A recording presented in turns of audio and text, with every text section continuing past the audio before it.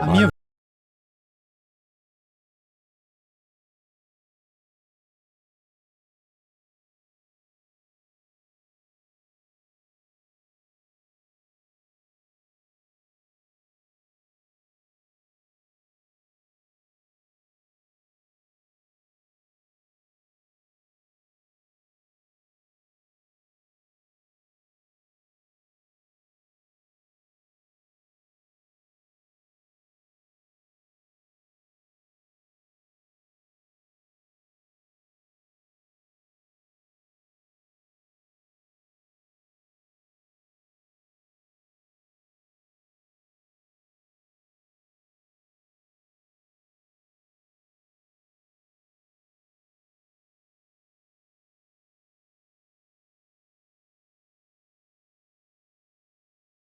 Eu sou um deles.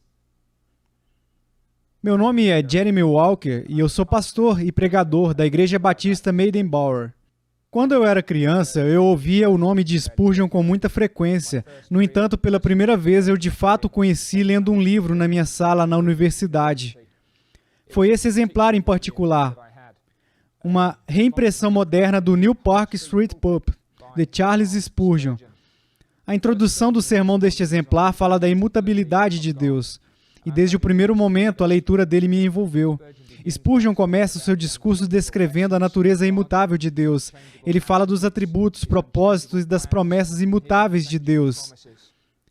No entanto, a passagem que chamou a minha atenção foi a que descrevia os imutáveis avisos de Deus.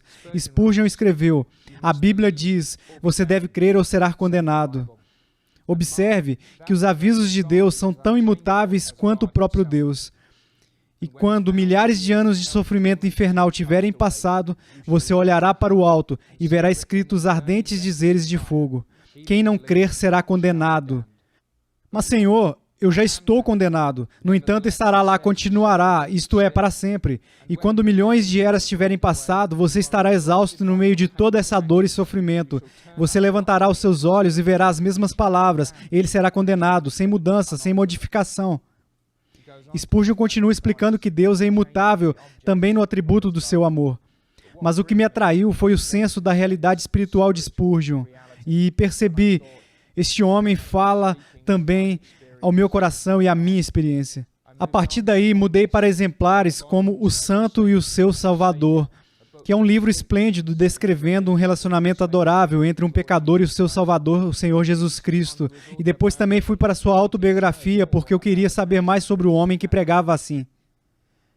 E é por isso que estamos aqui agora, porque os sermões de Spurgeon permanecem nas mentes e nos corações de inúmeras pessoas ao redor do mundo.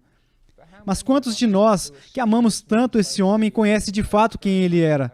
E essa é a intenção do nosso documentário, nos apresentar a um homem conhecido como o príncipe dos pregadores e rastrear algumas das influências que o afetaram ao longo dos anos. Partiremos em uma jornada para descobrir onde e como Spurgeon viveu. Seguiremos os seus passos, aprenderemos e desenharemos sobre o legado que ele nos deixou. Você se juntará a nós para observar o mundo através dos olhos de Spurgeon?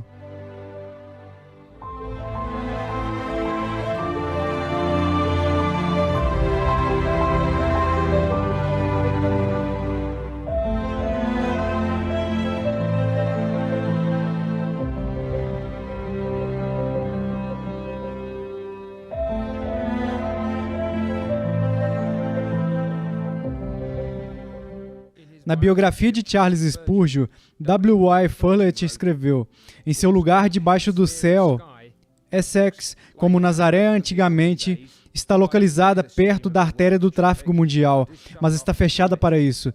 E Spurgeon, em contato com a vida do seu tempo, longe dela e com os olhos fixos nos vastos céus, se lembra da sua terra natal. Essex é onde a história de Charles Spurgeon começa, bem aqui na pequena vila de Kelvedon. Na casa atrás de mim, John e Eliza Spurgeon deram as boas-vindas a seu filho mais velho, Charles, no mundo em 19 de junho de 1834. Ele foi o primeiro dos 17 filhos, dos quais apenas 8 sobreviveram à infância. A juventude de Spurgeon em Kelvedon foi curta. 10 meses após o seu nascimento, ele se mudou com a sua família para Colchester. E 4 meses depois, Charles, então com 16 anos, foi morar com os avós James e Sarah em Stambourne. Por que John e Eliza mandaram o filho para morar com os avós? Nós simplesmente não sabemos. Mas uma coisa nós podemos dizer com certeza, é que, embora possa parecer estranho para nós, foi exatamente o que Deus planejou para Spurgeon. Foi aqui que Deus começou a atrair Charles para si mesmo. O ancião Spurgeon James ministrou na casa de reuniões de Stambourne, que abrigava uma congregação surpreendentemente grande desde 1810. A casa de reuniões foi uma das últimas brasas ardentes do puritanismo, uma forma de cristianismo conhecida por sua doutrina exaltante de Cristo e intenso compromisso com a santidade pessoal. O ancião Spurgeon teve uma forte compreensão das Escrituras e dos escritos dos puritanos. De fato, um dos ouvintes de James disse certa vez: "Eu poderia voar com esta comida celestial, mesmo entre as águias." Sem dúvidas, o Senhor sabia exatamente o que pretendia quando trouxe o pequeno Charles aqui. Anne, de 17 anos e ao mesmo tempo filha mais nova de James e Sarah, ficou muito feliz com a presença de Charles na casa deles.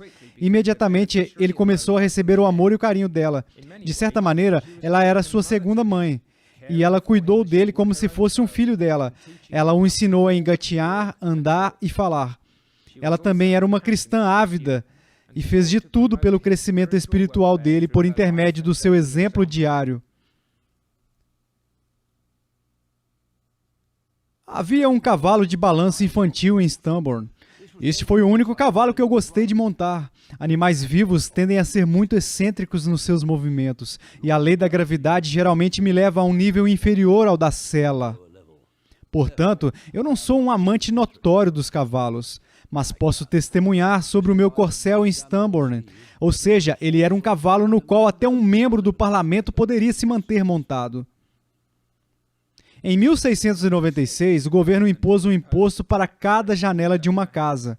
Isso fez com que muitas janelas fossem emparedadas. Para o pequeno Charles, aumentou a emoção de subir aos andares superiores. Ele não tinha ideia das aventuras que aguardavam ele atrás da porta fechada de um quarto escuro. Aqui estava um verdadeiro tesouro. Uma grande biblioteca pastoral estava diante dele. E quase que imediatamente ele tropeçou em um livro que permaneceu próximo ao seu coração pelo resto da sua vida. Um livro que ele iria ler mais de 100 vezes. O Peregrino, por John Bunyan. Dentro daquele quarto escuro eu fiquei cara a cara com aqueles autores antigos quando eu ainda era jovem e nunca fui tão feliz quanto eu ficava na companhia deles. Charles passou horas neste quarto e devorou as obras dos santos dos tempos antigos. Em muitos casos, eles eram os famosos puritanos. Ler era uma grande fonte de prazer para Charles. No entanto, ele não passava o seu tempo apenas com seus livros. Sua tia Anne se lembra da conversa em família a respeito de um membro da congregação que estava causando muitos problemas ao avô James. Ok, quando eu tinha 16 anos, tínhamos uma tarefa na escola para escrever, não sei ao certo como era chamado, um estudo sobre alguém na história, então eu decidi escrever sobre o meu tataravô, sendo assim comecei a procurar as histórias sobre ele nos livros. Portanto, esta é uma das histórias que eu li sobre um homem chamado Rhodes. Esse cara bebia muito e causava grande tristeza ao pastor. Então ele disse, eu vou matar o Rhodes. Eu achei um tanto forte, então ele foi ao pub. E quando ele voltou, ele disse, eu matei ele. O que ele fez? O que ele fez com ele? E esse cara Rhodes volta e pede desculpas por beber e confessa que ele de fato não estava seguindo o Senhor como deveria seguir. Aparentemente, ele estava sentado em um bar, fumando cachimbo e tomando uma cerveja, quando o pequeno Charles entra, aponta um dedo para ele e diz, o que fazes aqui, Elias? Sentado com os ímpios? Você é um membro da igreja? E você está partindo o coração do seu pastor? Eu tenho vergonha de você. Eu nunca partiria o coração do meu pastor. Enfurecido com o comportamento de Charles, Rhodes foi para a mansão. Durante a jornada, no entanto, a sua raiva foi diminuindo gradualmente e ele começou a pensar seriamente sobre suas ações. Quando ele chegou na casa dos Spurgeon, ele veio com o coração arrependido. Os problemas foram resolvidos e um bom relacionamento foi restaurado. Spurgeon amava o seu tempo em Stambourne, e especialmente o seu avô. Lembro-me quando me despedi do meu avô, com quem eu fui criado quando criança. Quão triste eu me senti por me separar dele, um grande problema para a minha curta vida. O vovô também parecia muito triste e choramos juntos. Ele não sabia o que dizer para mim, mas ele disse: ouça, criança, hoje à noite, quando a lua brilhar e você olhar para ela, não se esqueça que é a mesma lua que o seu avô estará olhando. E então, eu amava a lua durante a minha infância, porque eu pensei que se os meus olhos estivessem nela, eles poderiam ver o meu avô.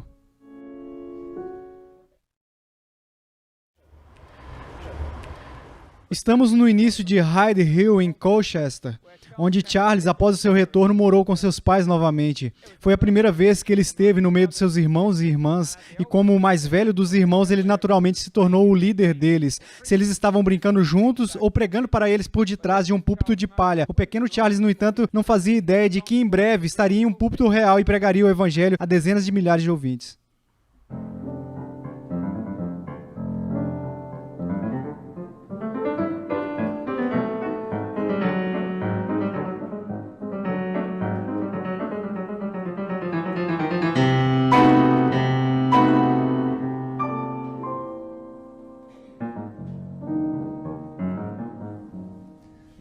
Charles tinha 10 anos quando voltou para seus pais e irmãos. No entanto, Stambourne continuou a desempenhar um papel crucial na sua infância. Bem aqui, ao visitar os avós, ele conheceu Richard Neal, ex-missionário na Índia e na Rússia a serviço da Sociedade Missionária de Londres. Na época, Neal estava servindo a várias igrejas em toda a Inglaterra. Ao viajar de cidade em cidade como pregador itinerante, Neal chegou a Stambourne em 1844. Ao visitar os Spurgeons mais velhos, Neal conheceu o jovem Charles. Ele ficou surpreso com o modo como o garoto dominava sua fala e como ele era eloquente. Algo para Neal, seja uma intuição ou a inspiração interior do Espírito Santo, disse que esse menino era excepcional. Nos dias seguintes, Neal passou muitas horas orando e ministrando ao menino. Entramos juntos no caramanchão e da maneira mais adorável, ele me falou do amor de Jesus e das bênçãos que advém de confiar nele e amá-lo na infância. Com muitas histórias, ele pregou Cristo para mim e me disse como Deus havia sido bom para ele. Então oramos para que eu conhecesse e servisse ao Senhor. Lá no caramanchão, ele se ajoelhou e orou com os braços em volta do meu pescoço. Ele causava uma impressão insatisfeita se eu não continuasse um tempo com ele no intervalo dos cultos. Ele ouvia com amor paciente a minha conversa infantil e, em troca, ele me agraciava com lições graciosas. Por 3 dias consecutivos, ele me ensinou e orou comigo. Antes de Neal partir, a família se reuniu para orar pela manhã. E durante esse momento, algo inesperado aconteceu. O Sr. Neal me pegou de joelhos e disse: um dia essa criança pregará o Evangelho e ele pregará isso para grandes multidões. Tenho certeza que ele pregará na capela em Holland Hill, onde hoje eu sou o ministro. Ele falou solenemente e convidou todos os presentes para testemunharem o que ele disse. Não sabemos ao certo o que fez Richard Neal falar assim, mas suas palavras se tornaram reais. Spurgeon pregou para as grandes multidões e pregou na capela em Holland Hill. E enquanto pregava ali, se lembrou da promessa feita a Richard Neal, a promessa de cantar esse hino. Deus se move de maneira misteriosa para realizar suas maravilhas.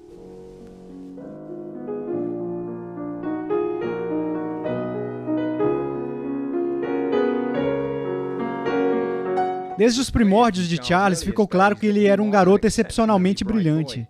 Ele preferia atividades acadêmicas a esportes, principalmente porque, como ele próprio admitiu, ele poderia lidar com um livro melhor do que com uma bola ou um taco. Aos 14 anos, ele foi enviado para o Colégio Santo Agostinho, em Maidstone. Embora ele tenha permanecido nessa escola local por apenas um ano, antes de se mudar para a Newmarket Academy, Spurgeon considerou esse período um dos mais importantes de sua vida. Entre as pessoas que ele conheceu na escola estava um clérigo, Um homem bom, como Charles o chamava, que o convenceu da necessidade do batismo na vida do crente. Spurgeon, ele disse, você nunca foi devidamente batizado. Sim, senhor, eu fui.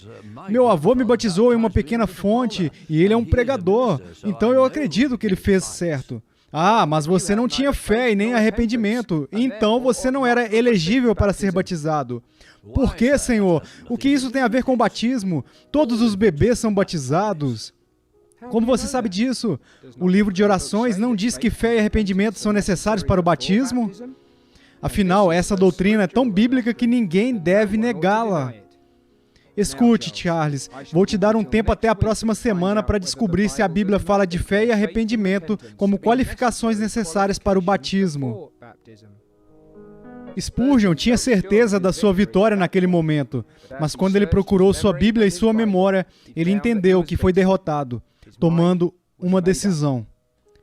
Naquele momento, eu decidi que se a graça de Deus realizasse uma mudança em mim, só então eu seria batizado. Então depois eu disse ao meu amigo, eu não devo ser acusado por batismo impróprio, pois não tinha nada a ver com isso na época.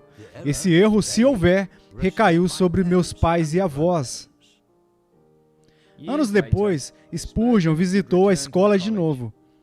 Durante essa visita, ele disse que não podia deixar de louvar a Deus por... Não muito tempo depois que eu saí da escola, ele me levou a ter fé em Cristo, a descansar nele e a encontrar a vida eterna. E não pude deixar de agradecer a Deus por ter frequentado a escola por 12 meses. Depois de um ano no Colégio Santo Agostinho, Spurgeon se mudou para a Newmarket Academy. Ele era um aluno muito talentoso e aos 15 anos assumiu a posição de trainee. No entanto, não foram suas realizações intelectuais e acadêmicas ou o emprego dele que tornou esse período significativo. Foi durante esse período que o Senhor usou várias pessoas e elas tiveram considerável influência espiritual sobre o jovem Charles.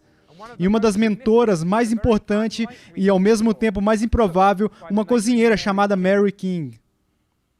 Ela era uma boa alma velha e costumava ler a versão standard. De fato, sua doutrina calvinista não adulterada era meiga. Ela vivia intensamente e se alimentava fortemente. Muitas vezes discutimos as doutrinas da graça e falávamos sobre a eleição dos santos, sobre sua união com Cristo e sua perseverança final, e o que significava piedade vital. E eu acredito que aprendi mais com ela do que eu jamais aprenderia com 6 doutores em teologia do tipo que nós temos hoje em dia. Há cristãos que professam sua fé profundamente, eles experimentam e desfrutam da religião dentro de suas almas. Eles obtêm um conhecimento muito mais profundo do que os livros podem dar a eles, embora devam estudar todos os dias. A cozinheira de Newmarket era uma mulher experiente e piedosa, e aprendi muito mais com ela.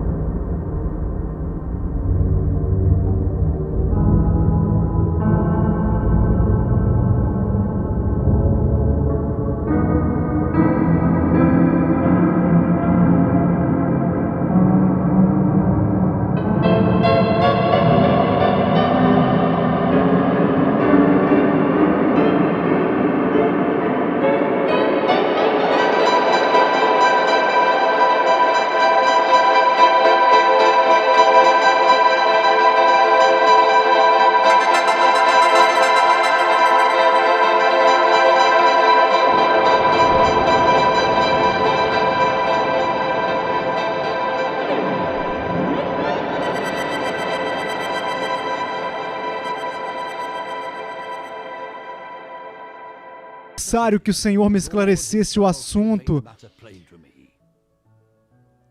O Senhor, em sua misericórdia, deixou o assunto claro para Spurgeon. Não através de um grande evento, mas através de um simples sermão. Charles entrou nesse edifício como um jovem perturbado, mas ele saiu como um homem nascido de novo em Cristo, tudo pela graça de Deus.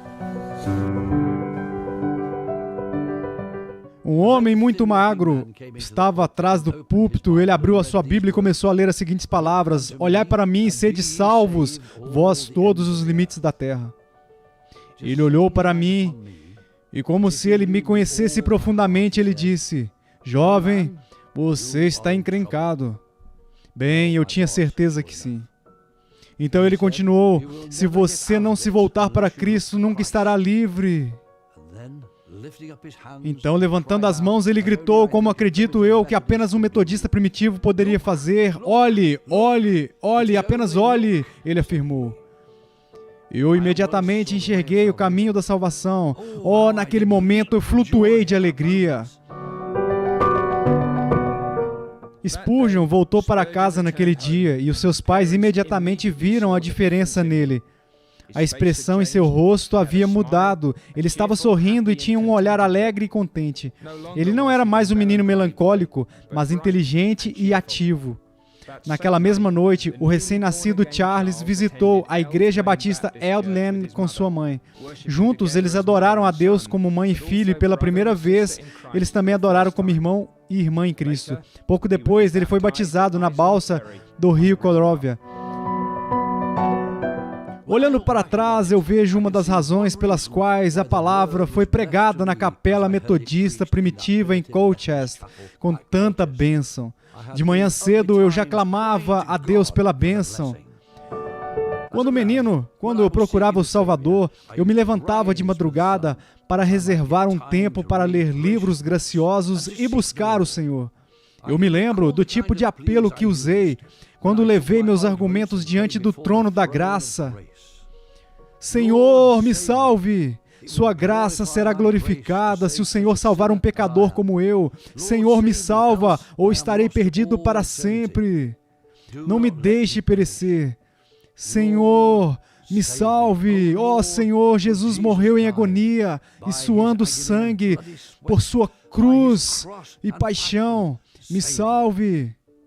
Eu sempre provava que o início da manhã é a melhor parte do dia. Eu gosto das orações que o salmista diz: pela manhã ouvirás a minha voz, ó Senhor.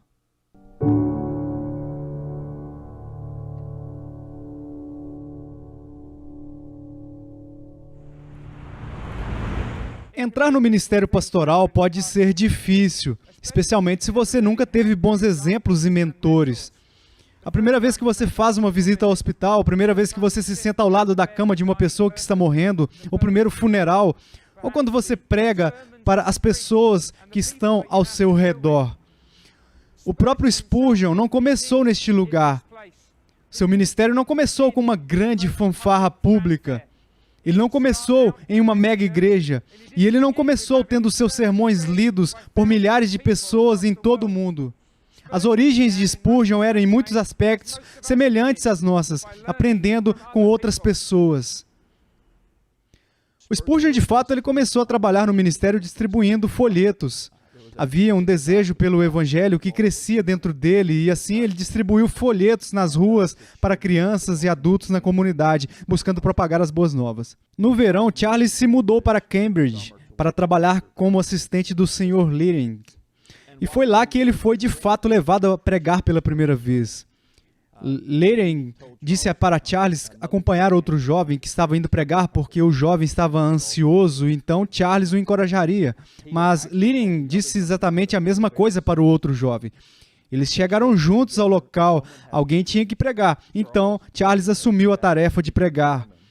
Era uma igrejinha com algumas dezenas de pessoas, a maioria idosas. E, sem dúvida, eles já tinham escutado muitos jovens pregadores antes, mas eles ficaram impressionados com o sermão proferido por Spurgeon. Meu texto foi: para vós outros, portanto, os que credes, é a preciosidade. Confiei que o Senhor abriria minha boca em honra ao seu querido filho. Parecia um risco considerável e uma provação difícil, mas graças ao poder do Espírito Santo, eu pelo menos contei a história da cruz. E isso fez com que as pessoas não voltassem para casa sem uma palavra. Entramos no salão do térreo de uma cabana de palha. Nós cantamos, oramos e lemos as Escrituras. Então chegou a hora do meu primeiro sermão. Quanto ao tempo, se era longo ou breve, não me lembro agora. Não foi tão difícil quanto eu temia, mas fiquei feliz por poder encerrar o sermão corretamente. Então nós cantamos o último hino. Para minha alegria, não chorei nem interrompi o sermão no meio. Nem me faltou palavras e o céu tão desejado seguia à vista. Eu terminei o sermão e peguei o livro com os hinos. Mas, para minha surpresa, uma voz envelhecida gritou: Deus te abençoe! Quantos anos você tem? Eu respondi solenemente: aguarde o culto terminar antes de fazer perguntas desse tipo. Agora vamos cantar. E cantamos. O jovem pregador pronunciou a bênção e então iniciou um diálogo que se transformou em uma conversa amigável e calorosa, onde todos pareciam participar. Quantos anos você tem? Foi uma das principais perguntas. Tenho menos de 60 anos, foi a resposta. Sim, e menos de 16, a senhora idosa respondeu. Não importa a minha idade, vamos pensar em Cristo, o Senhor, e quão precioso Ele é. Era tudo o que eu poderia dizer. Aos 17 anos, ele se tornou pastor da igreja de uma vila em Wonder Beach. Ele deixou o emprego na escola e começou a pregar aos 17 anos. Ele ficou conhecido como o menino pregador dos fãs. E imediatamente, essa congregação, minúscula congregação guerreira, ganhou vida. E a notícia sobre o jovem fenômeno começou a se espalhar. Ele demonstrava dons além de sua vida e a capacidade de transmitir a palavra de Deus de uma maneira criativa e poderosa. Isso, em harmonia, despertou aquela congregação. Essa igreja foi um divisor de águas para Spurgeon. A pequena igreja local cresceu de 40 para cerca de 450 pessoas.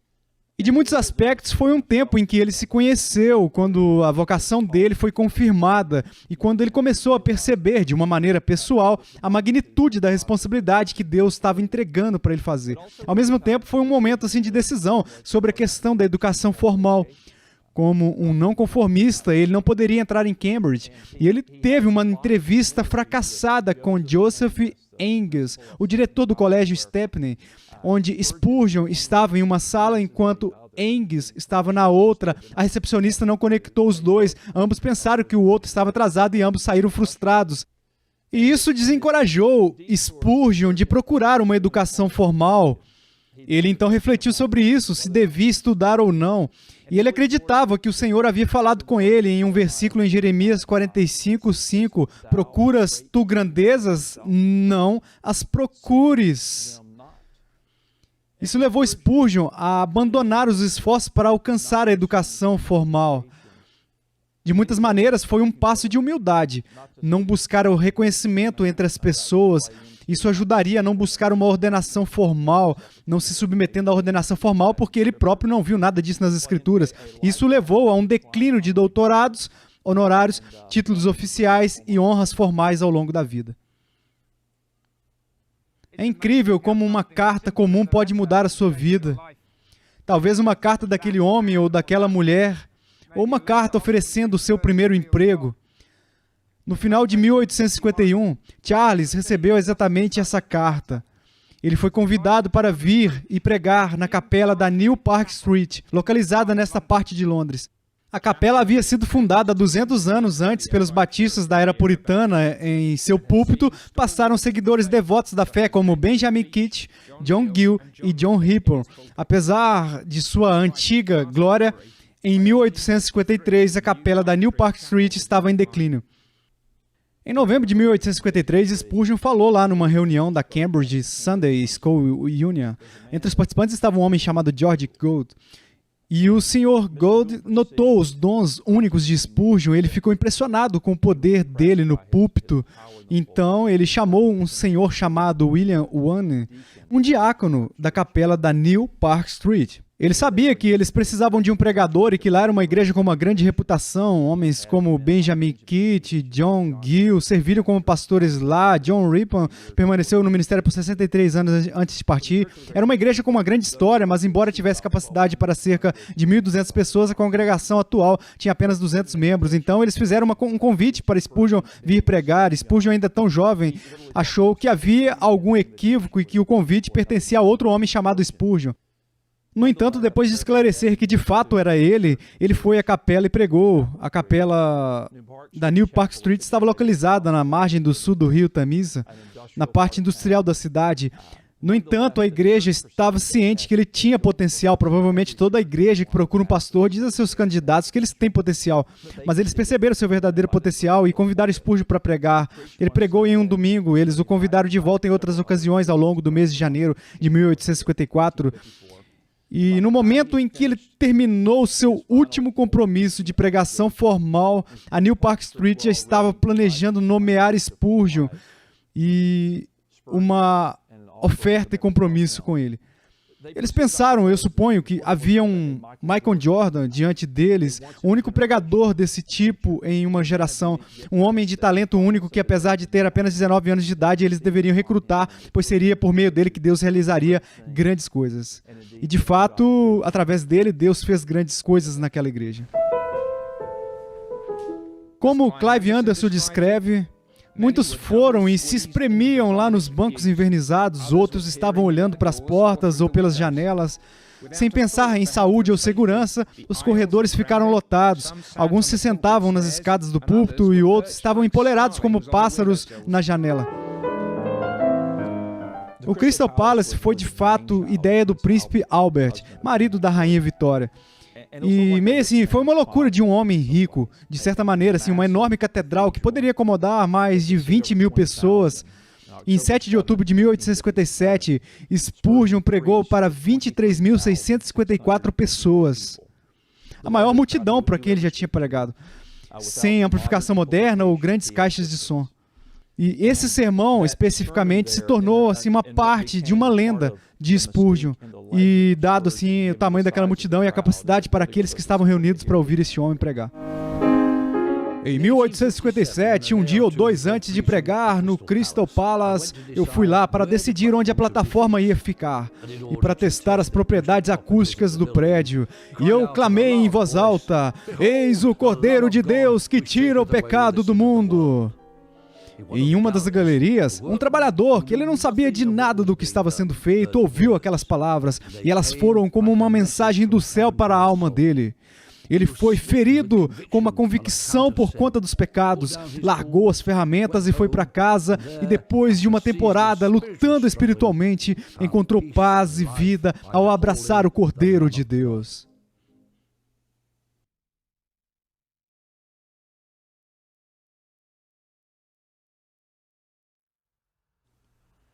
À medida que o Senhor trabalhava por intermédio do ministério de Spurgeon, a congregação da capela da New Park Street começou a sentir apertada.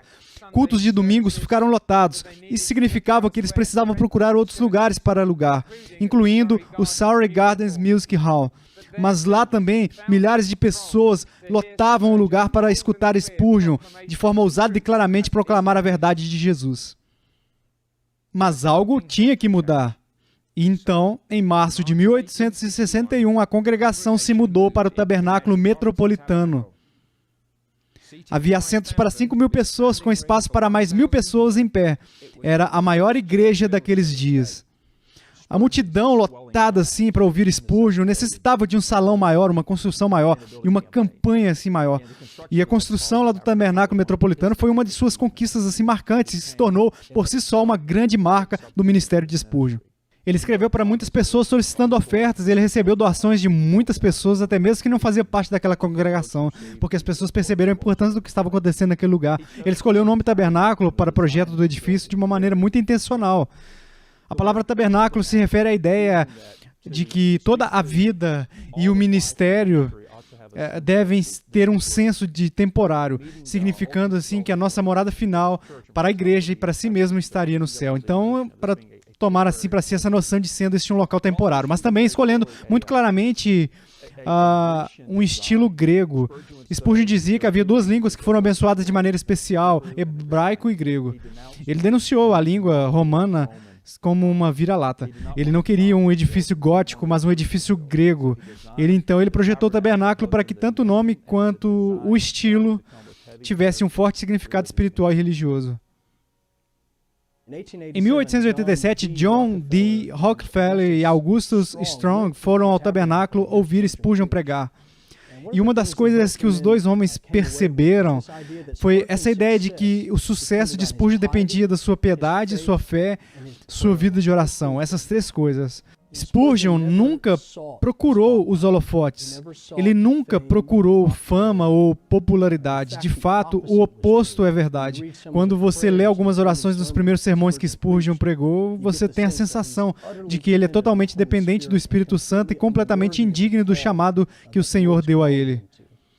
Ele resistiu a essa denominação que quase começou em torno dele, chamado Spurgeonismo. É incrível que você e eu andemos nas ruas e vejamos Primeira Igreja Batista Spurgeon, Segunda Igreja Batista Spurgeon, como fazemos nas igrejas wesleyanas. Uma vez perguntaram a Spurgeon, qual é o segredo do seu sucesso? E ele disse, o meu povo ora por mim. Então aqui, você tem um homem comum, completamente comprometido com a oração extraordinária que Deus usou para mudar o mundo. Durante todo o restante da vida pública de Spurgeon e durante o seu ministério pastoral, o tabernáculo metropolitano seria sua casa. Aqui, debaixo dos seus cuidados, a igreja se tornou um organismo evangélico próspero, se alegrando com a vida cristã com vigor e atividade. E foi aqui, quando sua saúde permitia, ele pregaria o evangelho semana após semana até o seu sermão final, no dia 7 de junho de 1891. Nunca houve alguém como ele entre os escolhidos dos príncipes. Ele sempre é encontrado na parte mais difícil da batalha. Quando o vento sopra frio, ele sempre toma o lado sombrio da colina.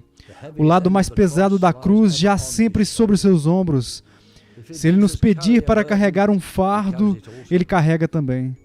Se houver algo que seja gracioso, generoso, gentil e terno, generoso e superabundante em amor, você sempre encontrará nele. Esses 40 anos ou mais eu o servi. Bendito seja o seu nome, e eu não tive outra coisa que não o seu amor. Eu ficaria feliz de continuar mais 40 anos no mesmo precioso serviço aqui abaixo, se assim lhe agradasse. Seu serviço é vida, paz e alegria. Oh, que você encontre ele imediatamente. Deus o ajude a se alistar debaixo da bandeira de Jesus ainda hoje.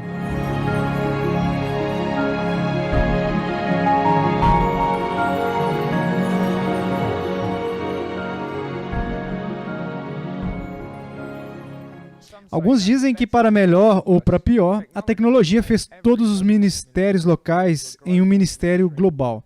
Agora mesmo, eu posso ouvir sermões de um homem como John MacArthur no meu telefone enquanto sigo os tweets de Kevin DeYoung ou ler um livro de R.C. Sproul. Eu poderia fazer tudo isso de uma só vez se eu quisesse. Mas imagine um homem tendo esse tipo de influência.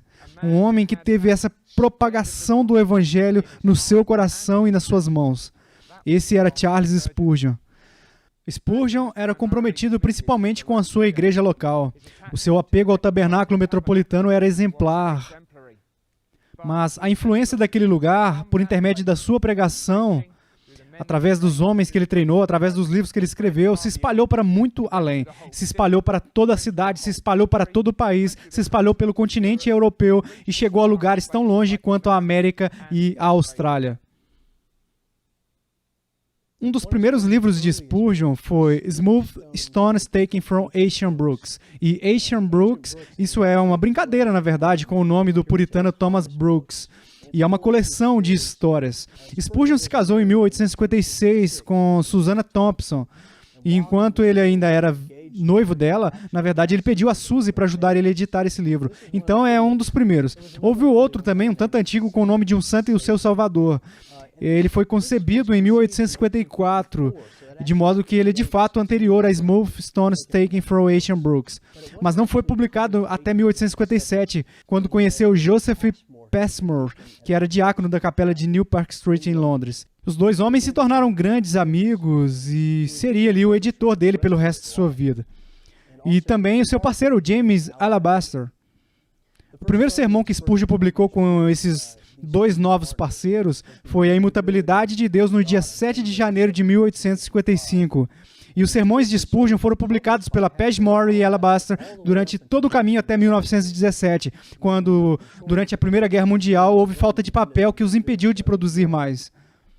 Então, alguém pode perguntar, por que Spurgeon é um ministério tão importante?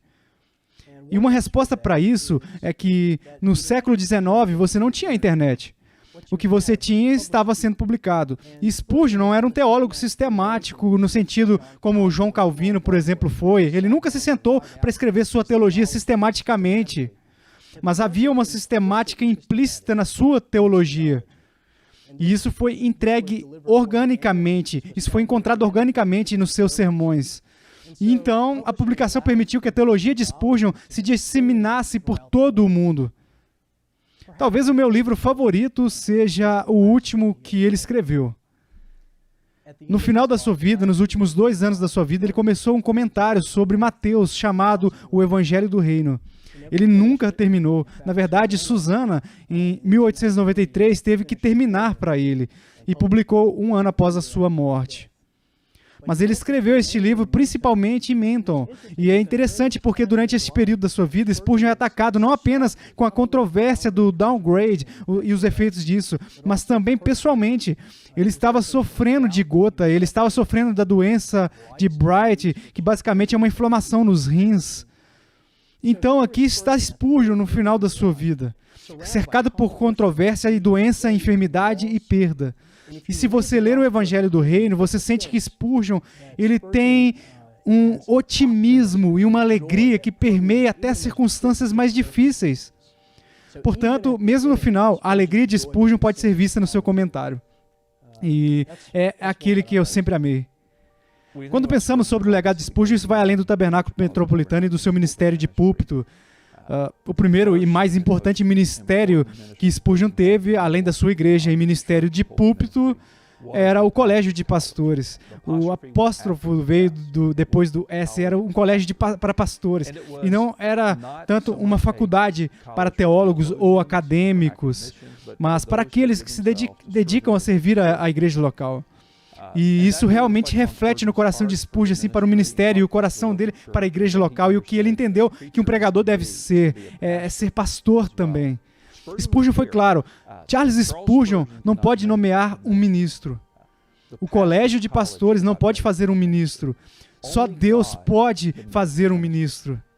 Ao mesmo tempo, embora ele entendesse que um ministro é uma espécie de ferramenta bruta a ser lapidada, moldada e refinada, e assim Spurgeon era eminentemente qualificado para conduzir aqueles chamados ao ministério, investir neles, para dar a eles um estudo rigoroso, para polir eles e fazer com que eles terminassem a graduação dentro do seu tempo, mais equipados, mais refinados, mais capazes de pregar e ensinar a palavra de Deus e ministrar ao rebanho de Deus.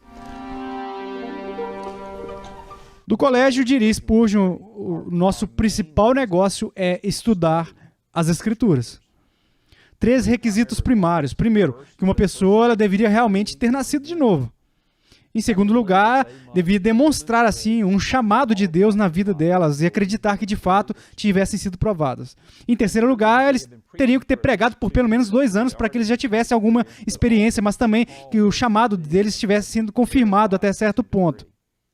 Ele ia perguntar aos candidatos quantas vezes você ganhou almas para Cristo. Você já ganhou almas hoje para Cristo? Ele ia dizer.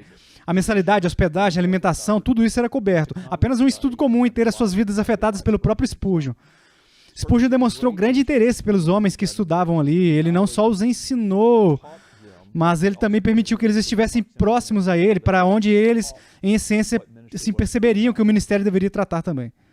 De tudo o que eu gostaria de dizer, esta é a soma.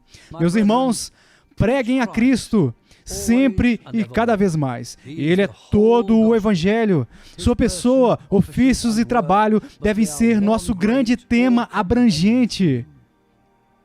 O mundo precisa ser informado do seu Salvador e da maneira de alcançá-lo. A justificação pela fé deveria ser muito mais do que já é o testemunho diário dos púlpitos protestantes.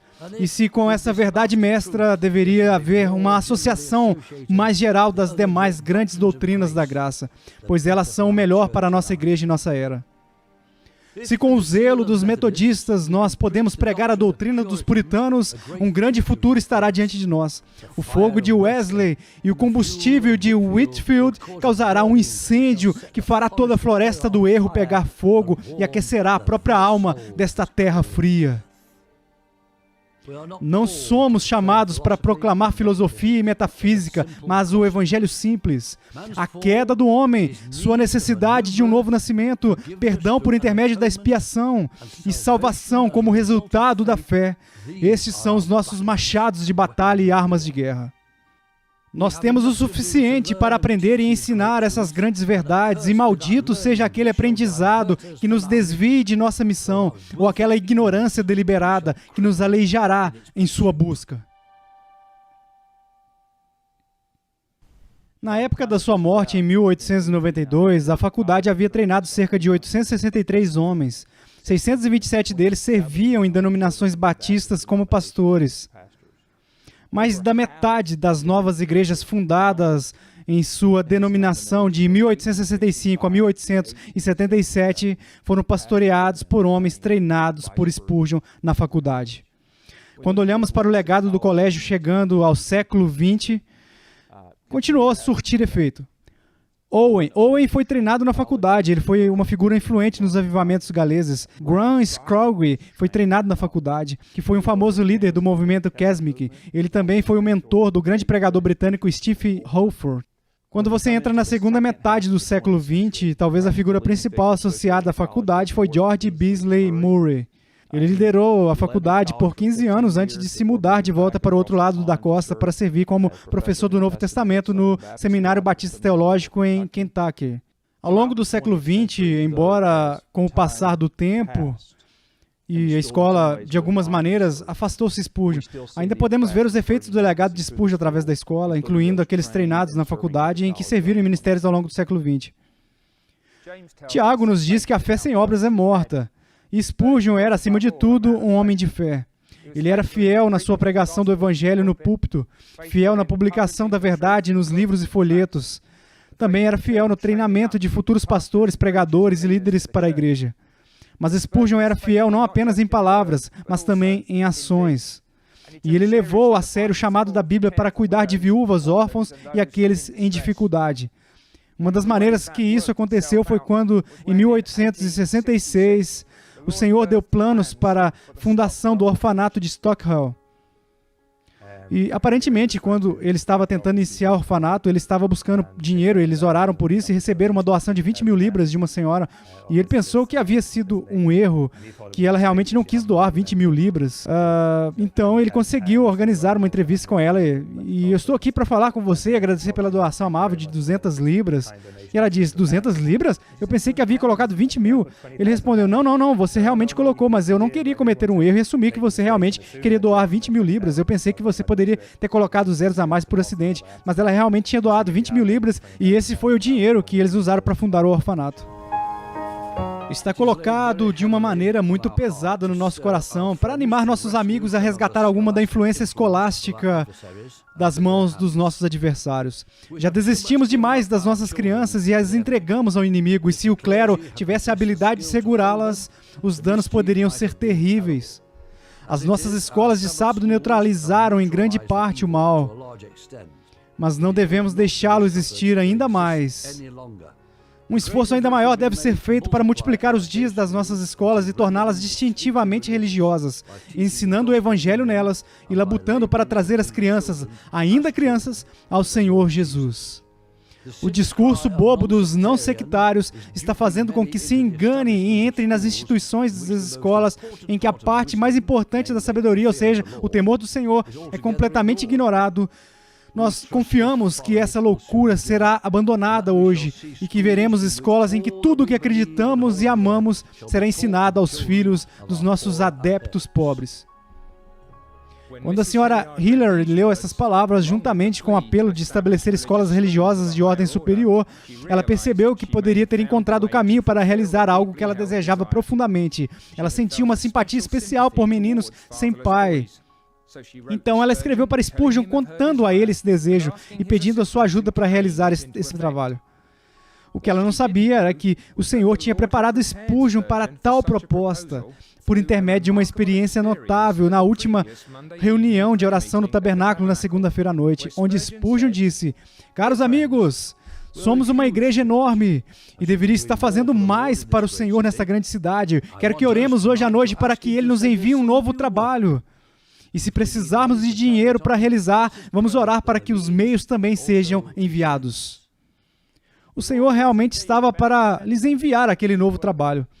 Enquanto oravam, William Onen, um membro da igreja e um poderoso homem de oração, foi até o pastor C. Welton, que era então um estudante na faculdade, e ele disse a ele: "Está tudo bem, Welton? Vocês podem orar pela conversão de pecadores?" Alguns dias depois, uma viúva com o nome de Mr. Hillard escreveu para aquele querido pastor oferecendo-lhe a soma de 20.000 libras, com o objetivo de estabelecer um orfanato para meninos sem pai. O novo trabalho havia sido dado, junto com o dinheiro para começar. E assim o orfanato Stockwell nasceu, e assim como Elton havia sido persuadido, ele nasceu de orações. Em 1866, Spurgeon abriu o orfanato em Stockwell. Na verdade, 2 fatores motivaram ele a fazer isso. O primeiro foi a necessidade óbvia e aparente da década de 1860 em Londres. Havia crianças desabrigadas na rua, a pobreza era enorme. Obviamente, não havia leis sobre trabalho infantil, então havia uma necessidade urgente, praticamente inevitável. Em segundo lugar, foi uma viagem que ele fez. Ele tinha feito essa viagem 2 anos antes, visitando o orfanato George Miller, em Bristol, em 1854. Spurgeon disse a respeito de Miller: ele era um homem celestial. Ele disse que ele nunca tinha ouvido tal sermão na vida dele como ele tinha ouvido lá. E inspirou Spurgeon a fazer algo pelos órfãos da sua comunidade. Mas ele não queria apenas assim um aglomerado que equivalia a um complexo prisional, tipo isso, para manter os filhos.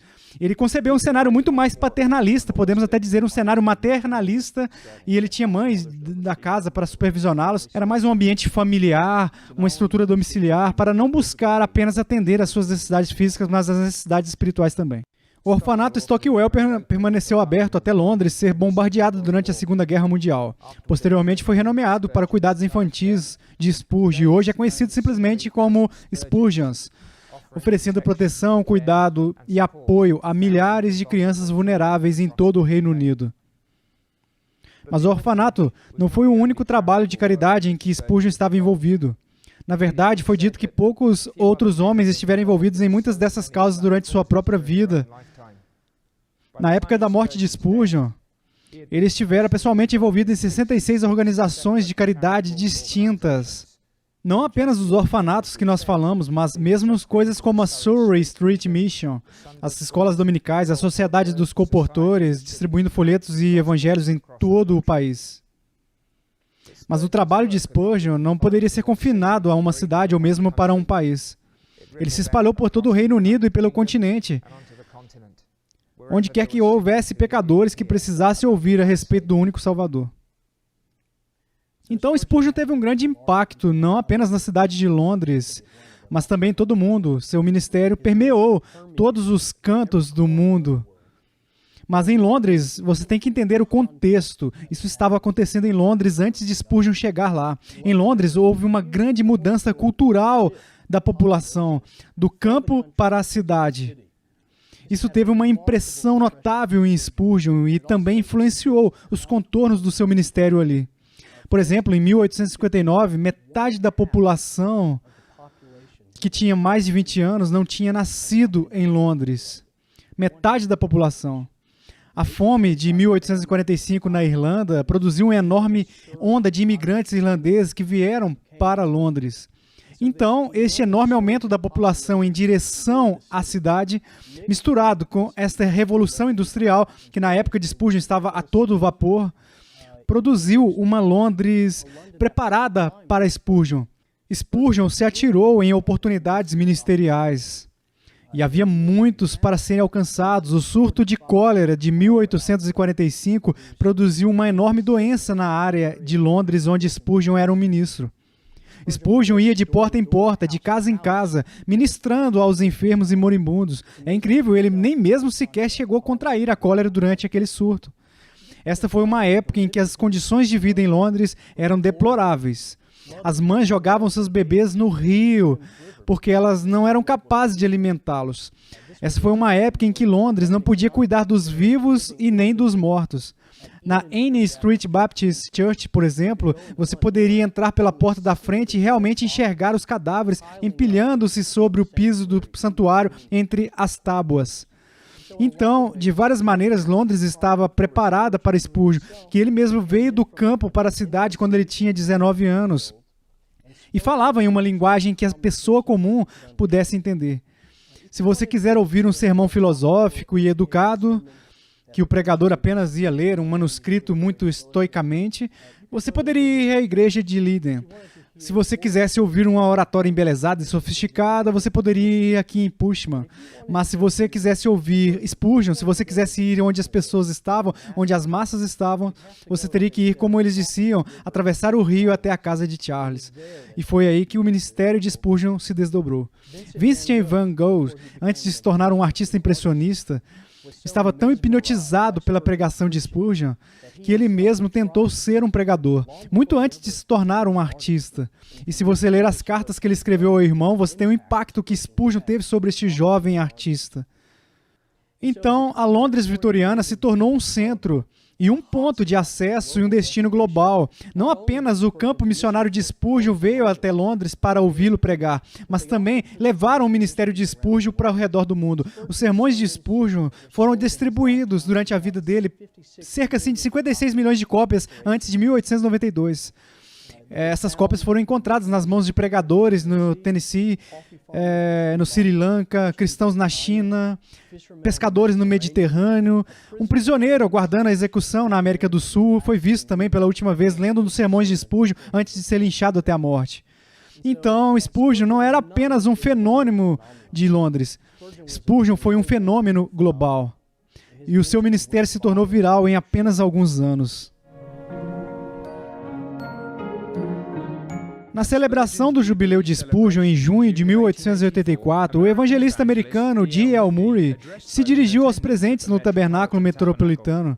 E ele disse, há 25 anos atrás, logo depois de me converter, eu comecei a ler a respeito de um jovem pregando em Londres com um grande poder e cessou o desejo de ouvi-lo. Tudo o que consegui encontrar impresso que se referia a ele, eu li com o mais profundo interesse. Em 1867, eu atravessei o mar. Quando eu cheguei a Londres, o primeiro lugar que eu me dirigi foi para este prédio. Quando voltei para a América, me perguntaram se eu tinha encontrado catedrais diferentes daqui. Eu disse às pessoas que não, pois o meu tempo tinha sido gasto escutando Spurgeon.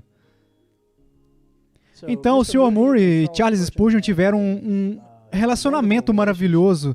É claro que Murray estava lendo Spurgeon antes mesmo de conhecê-lo. Murray foi convidado para, de fato, pregar no tabernáculo de Spurgeon mais tarde no seu ministério, mas ele visitou Londres em várias ocasiões, 1867, 72, 84. Todas essas foram oportunidades para Spurgeon e Murray se conhecerem. Spurgeon disse que Murray foi o único homem que ele conheceu quem poderia pronunciar a palavra Mesopotâmia em 2 sílabas, Mesopotâmia. E sobre Spurgeon, Murray disse, você conhece o Sr. Spurgeon? Eu sei que você me ama, mas eu garanto que te amo 1000 vezes mais. Então, eles tiveram um relacionamento divertido, eles tiveram um relacionamento saudável. Em 1884, no culto de testemunho do jubileu, Spurgeon convidou Murray para dar alguns testemunhos e observações no tabernáculo que ele fez. E Murray citou um poema nativo americano. E ele disse, a primeira linha é assim, ó, continue. A segunda linha é assim, continue. A terceira linha é assim, continue. Então Murray disse, vá em frente, Mr. Spurgeon, vá em frente, querido irmão. Deus te abençoe. Você viverá para sempre. Então, ele basicamente está dizendo, continue, irmão. Deus te abençoe, você nunca morrerá. E é interessante que Moore viu Spurgeon dessa maneira. E você pode até dizer profeticamente, porque, é claro, ele estava falando escatologicamente, no sentido de que Spurgeon nunca morreria, mas ele também estava falando, talvez, com a ideia que as palavras de Spurgeon ganhariam a vida própria. Carl Henry disse uma vez que Spurgeon é o imortal do cristianismo evangélico. O Senhor usou o seu servo Spurgeon para chamar milhares em todo o mundo das trevas para a maravilhosa luz. Spurgeon foi usado para treinar pastores e pregadores para a Igreja de Jesus Cristo em sua própria geração e nas gerações vindouras. E por meio da sua obediência ao comando do Senhor, centenas de milhares de crianças e jovens encontraram esperança e ajuda que não encontrariam em nenhum outro lugar. É o tipo de impacto e influência com que a maioria das pessoas só pode sonhar. E ainda é o impacto e influência que Deus deu a um homem, o seu servo, Charles Haddon Spurgeon. Que graça incrível!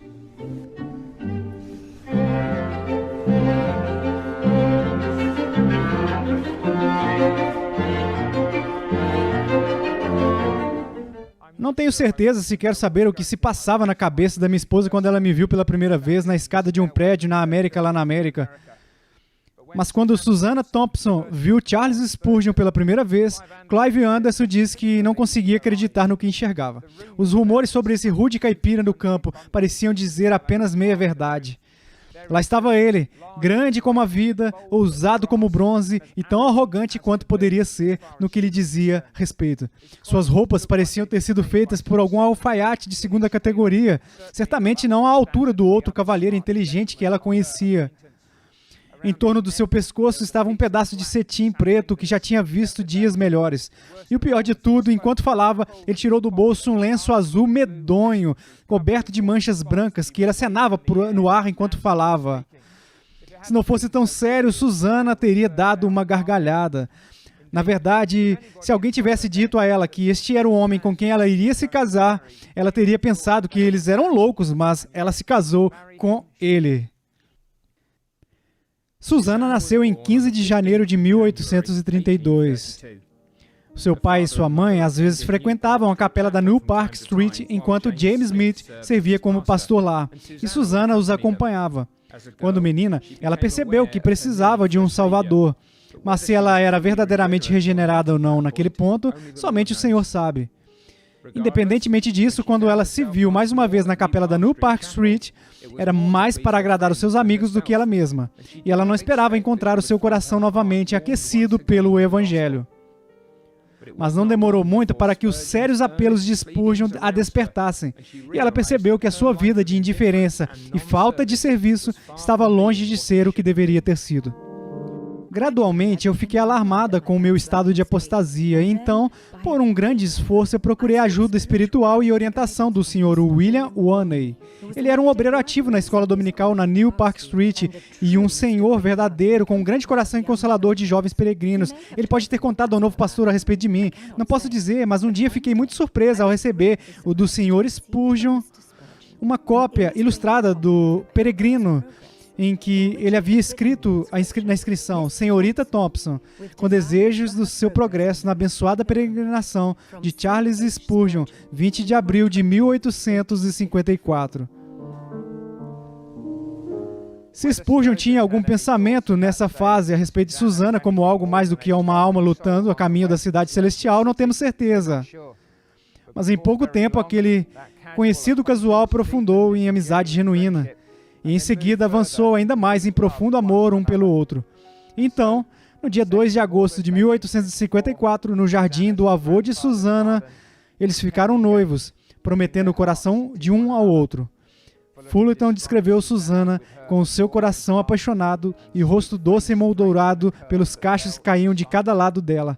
E ele, com os olhos claros, cérebro ágil, colarinho alto, gravata branca e um dente saliente. O namoro deles durou mais de um ano, com Susannah sendo batizada por Charles na New Park Street no dia 1º de fevereiro de 1855. O casal então se casou no dia 8 de janeiro de 1856, com 2.000 pessoas lotando a capela e as ruas adjacentes apinhadas. O Dr. Alexander Fletcher, da Finsbury Chapel, realizou a cerimônia. Então, a noiva e o noivo partiram para uma breve visita a Paris. 12 dias depois, o pregador já estava de volta ao seu púlpito e, posteriormente, o senhor e a senhora Spurgeon foram recebidos publicamente pela congregação. 9 meses depois, no dia 20 de setembro, eles deram as boas-vindas a 2 filhos gêmeos, Charles, o mais velho, em homenagem ao pai, e Tomé, que foi batizado em homenagem ao apóstolo. Spurgeon era um homem excepcionalmente ocupado, mas o seu ministério nunca se tornou a sua amante. O seu coração sempre pertenceu inteiramente a Susana. Ela era sua companheira constante na vida e no serviço, até o fim dos seus dias juntos. Eles eram uma equipe no casamento e também no ministério. Susana sofreu uma cirurgia mal sucedida. Isso a deixou inválida por cerca de 15 anos. E durante esse tempo, Charles fez o melhor para cuidar dela e vice-versa. Susana cuidou de Charles quando ele adoeceu com gota e doença renal e um museu de outras doenças. Um psiquiatra licenciado com o nome de Enel Deal realmente diagnosticou os sintomas de Spurgeon como sendo bipolares. Ele disse que se Spurgeon estivesse vivo hoje, ele seria tratado com terapia. E esse é provavelmente o caso. Olha, Spurgeon chorava às vezes sem saber a causa. Às vezes Susana encontrava com Spurgeon e ele estava prostrado no seu rosto, assim, dentro do escritório.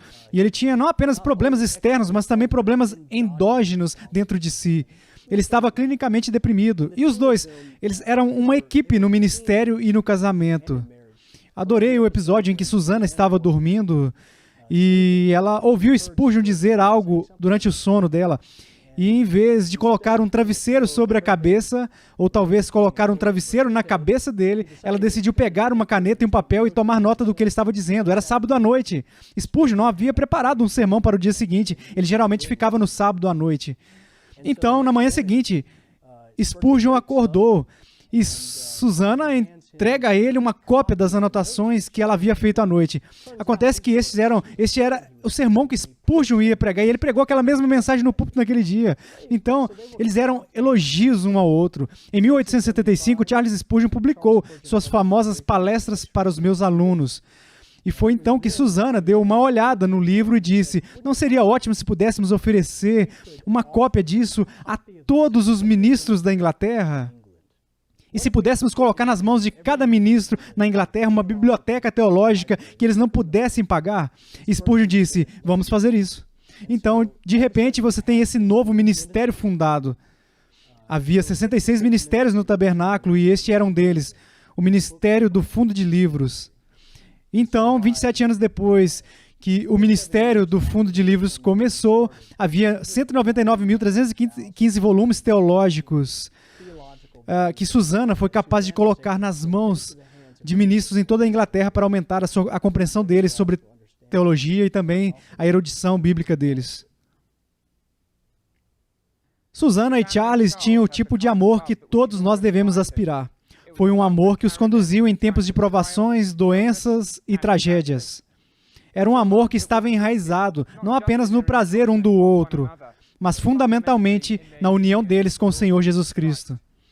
Como a própria Susana diria, como está registrado na autobiografia de Charles, o amor deles era um amor que nunca iria desaparecer. Ah, meu marido, os benditos laços terrenos que recebemos com tanto entusiasmo estão dissolvidos agora. E a morte te escondeu dos meus olhos mortais. Mas nem mesmo a morte pode separar você de mim, ou cortar o amor que unia os nossos corações tão intimamente. Eu sinto isso vivendo e crescendo ainda, e acredito que encontraremos um desenvolvimento espiritual pleno somente quando nos encontrarmos na terra da glória e adorarmos juntos diante do trono.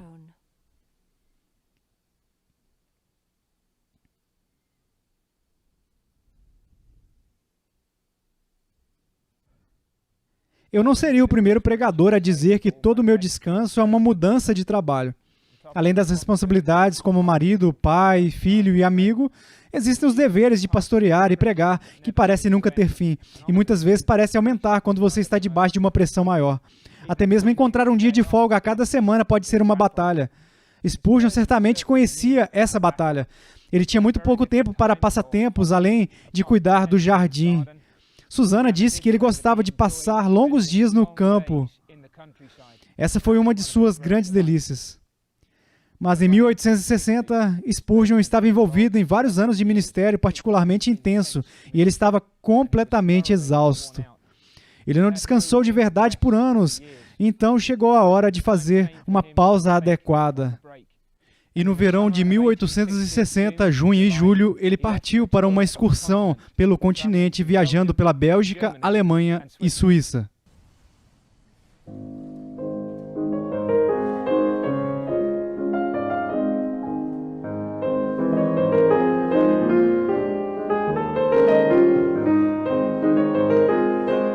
Todo o passeio trouxe muita alegria para Spurgeon, mas o grande deleite foi Genebra.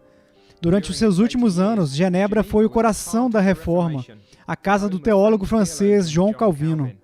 Spurgeon, ele próprio, um calvinista comprometido, ficou maravilhado.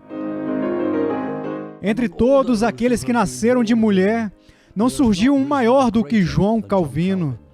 Nenhuma idade antes dele produziu algo igual e nenhuma época depois viu o seu rival. Em teologia, ele está sozinho, brilhando como uma estrela fixa brilhante, enquanto outros líderes e mestres só podem circular em torno dele a uma grande distância. À medida que os cometas fluem pelo espaço, com nada como a sua glória ou a sua permanência. A fama de Calvino é eterna por causa da verdade que ele proclamou. E mesmo no céu, embora possamos perder o nome do sistema de doutrina que ele ensinou, será aquela verdade que nos fará tocar harpas de ouro e cantar. Aquele que nos amou e nos lavou dos nossos pecados em seu próprio sangue e nos fez reis e sacerdotes para Deus e o seu Pai. A ele seja a glória e o domínio para todo sempre. Pois a essência do calvinismo é que nascemos de novo, não de sangue, nem de vontade da carne, nem da vontade do homem, mas de Deus. Eu preguei na Catedral de Genebra e eu achei uma grande honra ser autorizado a ocupar o púlpito de João Calvino. Eu não acho que metade das pessoas me entenderam, mas eles ficaram muito felizes em ver e se unirem de coração à adoração, no qual eles não poderiam se juntar ao entendimento. Depois do culto religioso na catedral, foi combinado que eu encontraria os ministros. Passamos uma noite muito agradável juntos, falando sobre o nosso Senhor e do andamento da sua obra na Inglaterra e no continente. E quando eles me disseram adeus, cada um daqueles ministros, 150 ou talvez 200 deles, beijaram-me nas duas faces.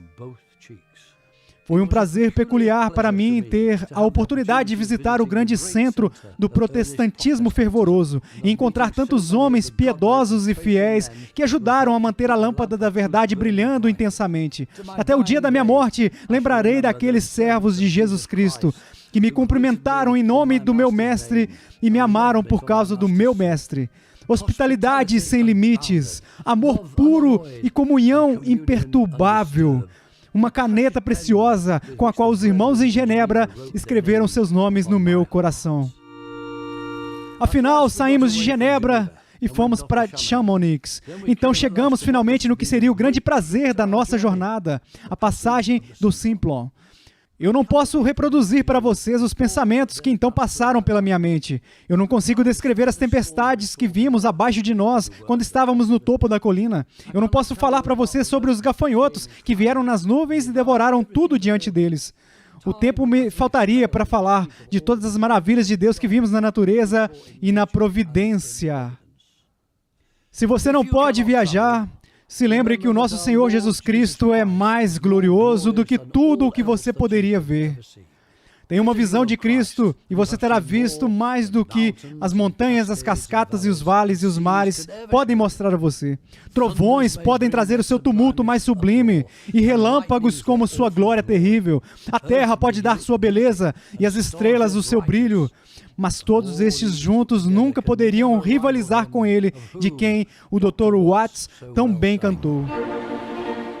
Agora ao Senhor uma nobre canção. Desperte minha alma, desperte a minha língua. Hosana ao nome eterno e todo o seu amor sem limites proclama. Veja onde brilha na face de Jesus a imagem mais brilhante da sua graça. Deus, na pessoa do seu Filho, superou todas as suas obras mais poderosas. A terra espaçosa e o dilúvio que se espalha proclama o Deus sábio e poderoso. E tuas ricas glórias de longe cintilam em cada estrela rolante. Mas em sua aparência uma glória permanece, o mais nobre trabalho de tuas mãos. O brilho agradável dos seus olhos ilumina as maravilhas dos céus. Graça é um tema doce e encantador. Meus pensamentos se alegram com o nome de Jesus. Ó anjos, habitem no som. Céus, reflitam isso para o chão.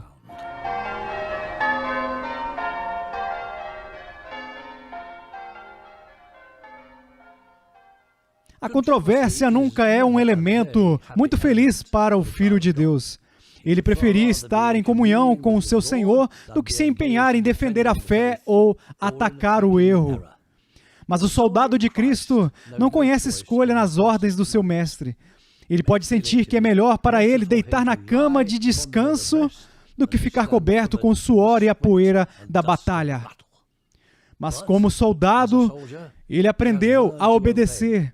E a regra da sua obediência não é o seu conforto pessoal, mas o comando absoluto do seu Senhor. O servo de Deus deve se esforçar para manter toda a verdade que o seu mestre revelou a ele, porque como um soldado cristão, isso faz parte do dever dele. Mas enquanto o faz, concederá aos outros a liberdade de que ele mesmo desfruta. Spurgeon era amado pelo homem comum por sua pregação provocativa, mas a sua fala simples e perspicácia e o colocou em conflito com muitos outros na Londres vitoriana. Às vezes, essa oposição teve resultados trágicos. Por exemplo, no dia 19 de outubro de 1856, 10 mil pessoas foram amontoadas no Surrey Gardens Music Hall para ouvir Spurgeon pregar, e havia cerca de 10 mil mais esperando do lado de fora. Não muito depois, no início dos cultos, alguém gritou "fogo" no salão lotado. Um pânico se seguiu. As pessoas correram para as saídas e 7 pessoas morreram pisoteadas na multidão.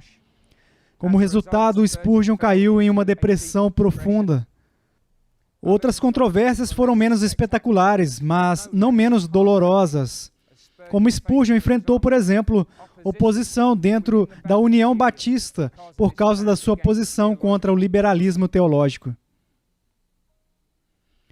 Então, Charles Spurgeon nunca procurou polêmica, mas de alguma maneira a controvérsia sempre procurou Charles Spurgeon, e ele esteve envolvido em várias controvérsias importantes durante a sua vida, e também várias controvérsias menores. Eu tenho algumas delas.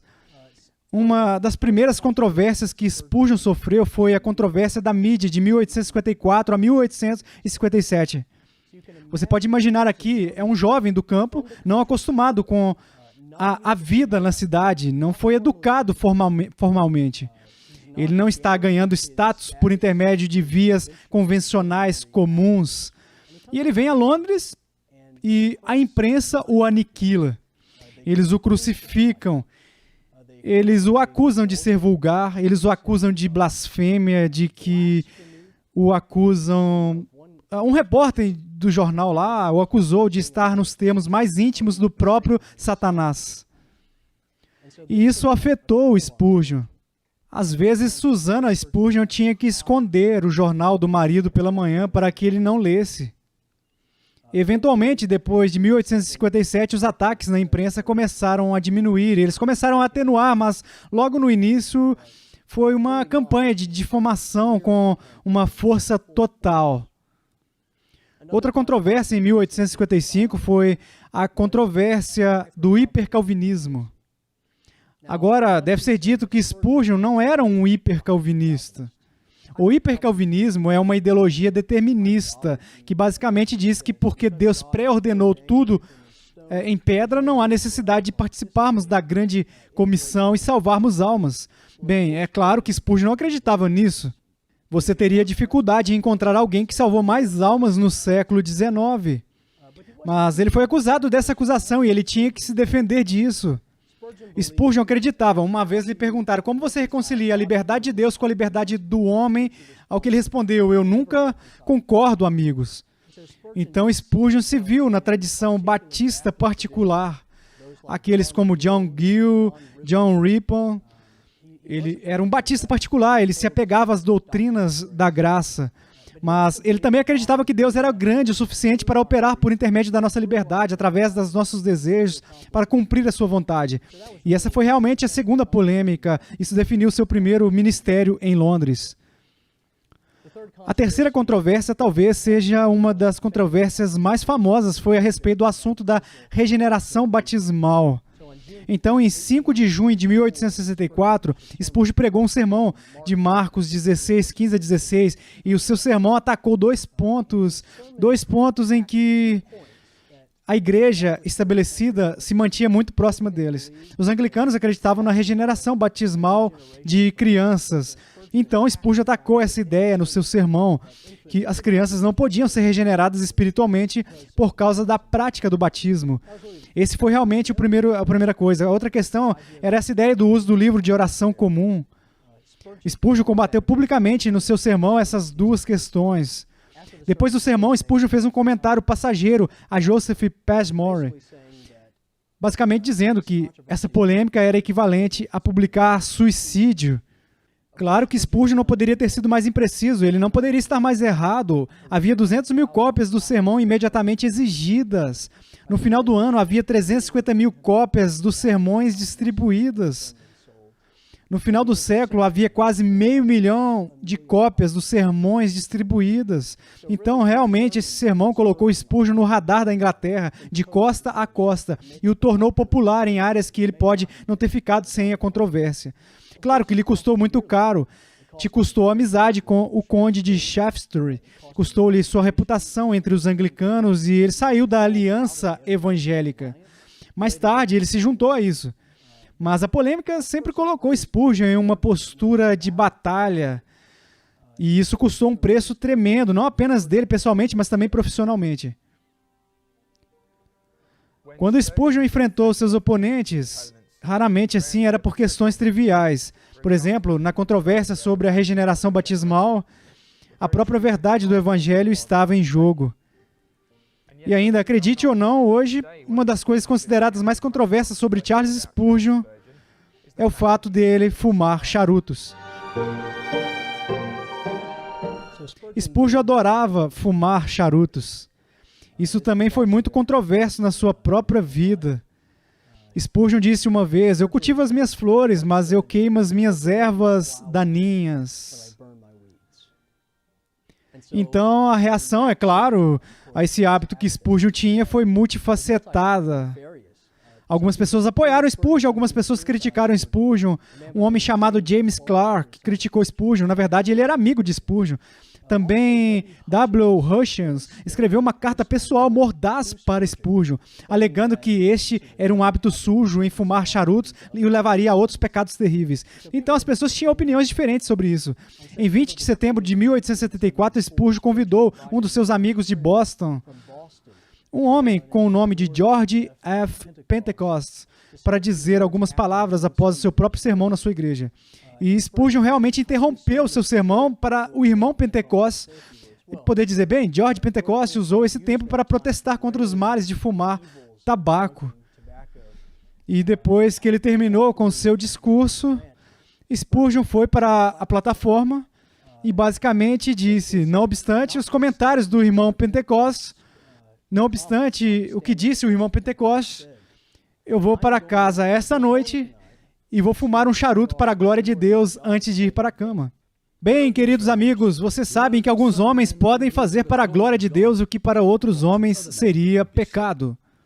E pretendo fumar um bom charuto para a glória de Deus antes de ir para a cama esta noite. Então ele disse, se alguém pode me mostrar nas Escrituras onde não fumarás está, vou guardar fielmente esse mandamento. Então, Spurgeon, para ele, fumar tabaco não era pecado. Ele não conseguia achar que era proibido nas Escrituras. De acordo com a 1 Coríntios 8:13, Ele disse que poderia ser uma pedra de tropeço para outros, e nesse sentido pode ser um pecado. Mas não fumarás nunca esteve nas Escrituras. Então Spurgeon permitiu que essa questão fosse um teste de liberdade cristã. Não é um teste de companheirismo. A expressão fumar para a glória de Deus apenas tem um som ruim e não o justifico. Mas no sentido em que o empreguei, ainda o mantenho. Nenhum cristão deve fazer nada em que não possa glorificar a Deus.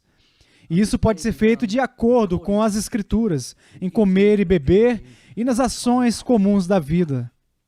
Quando eu encontrar uma dor intensa aliviada, um cérebro cansado acalmado e um sono revigorante e calmo obtido por um charuto, eu me sinto grato a Deus e bendito seja o seu nome. Isso é o que eu quis dizer, e de forma alguma eu usei as palavras sagradas de forma leviana. Eu lamento muito que tenha sido dado destaque para o que me parece uma questão um tanto pequena. E a última coisa nos meus pensamentos teria sido a menção disso no púlpito. Mas eu fui colocado em tal posição que devo, pelo meu silêncio, me confessar culpado de viver em pecado, ou então derrubar meu infeliz eu, as ferozes repreensões dos defensores anti-tabagismo por falarem honestamente. Eu escolhi o último. E embora agora eu seja o alvo para esses irmãos dignos, eu preferiria desfrutar das suas censuras mais severas do que sorrateiramente fazer o que eu não poderia justificar e ganhar imunidade das suas críticas, submetendo-se docilmente a ser acusado de pecado em uma ação que minha consciência permite. Então a questão é como Spurgeon lidou com a controvérsia. Foi muito interessante que na Segunda Guerra Mundial, quando os alemães estavam bombardeando Londres, uma dessas bombas chegou ao cemitério de Norwood e realmente explodiu a Bíblia da lápide de Spurgeon no chão. Há uma imagem que mostra a Bíblia no chão, na frente da lápide de Charles Spurgeon. E esta é uma boa imagem do que os alemães fizeram, não apenas na morte de Spurgeon, mas na sua vida, para a santidade das Escrituras e a vertibilidade das Escrituras. Então, eram questões como essas que lançou Spurgeon nessas controvérsias. Spurgeon acreditava que havia alguns problemas na fé cristã, isso deveria ser um teste de comunhão e não um teste para comunhão. E algumas dessas questões que deveriam ser um teste de comunhão, pelo menos para Spurgeon, era a deidade de Cristo, a união hipostática, a integridade da Trindade, a importância do pecado. E vale a pena entrar em polêmica por esse tipo de coisa para Charles Spurgeon. E nessas questões ele não cedeu nem 1 centímetro. Então Spurgeon se viu em uma longa fila de teólogos e os defensores da fé que remontam a Paulo e Atanásio e Lutero, Calvino, Knox, os puritanos. Então, para realmente entender a postura de Spurgeon em relação à controvérsia, você tem que entender que ele está participando de uma tradição que era mais velha do que ele, então ele era maior do que ele. Ele costumava se referir à frase Athanasius contra mundo. E de muitas maneiras isso poderia ser dito sobre Spurgeon, Spurgeon contra o mundo. Isso veio definir muitas partes do seu ministério. A controvérsia teve um efeito polêmico na apresentação do Evangelho de Spurgeon. Isso o colocou em uma posição de combate. E então ele é forçado a manter a sua integridade. O que ele fez, na minha opinião, se saiu muito bem na controvérsia do downgrade, particularmente entre sua correspondência com Samuel Booth e outros. Mas ele não queria abandonar as suas convicções, ele estava disposto a deixar os seus amigos e a sua reputação, e até mesmo a venda dos seus sermões para manter a sua integridade bíblica. Então, de muitas maneiras, Spurgeon era visto como um homem que estava atrasado. Ele foi visto como um fóssil de uma era anterior, que simplesmente não progrediria no futuro. Mas também deve ser dito que Spurgeon foi visto e deve ser visto como um homem antes do seu tempo. Olha, no auge da controvérsia do downgrade, Spurgeon emite esta profecia. Uma das grandes declarações proféticas de Spurgeon. E disse ele, pelos próximos 50 anos, eu estou bastante disposto a ser comido por cães, mas o futuro mais distante me justificará. Então Spurgeon poderia antecipar um momento quando os evangélicos retornariam a uma postura mais bíblica, uma postura mais teologicamente consistente.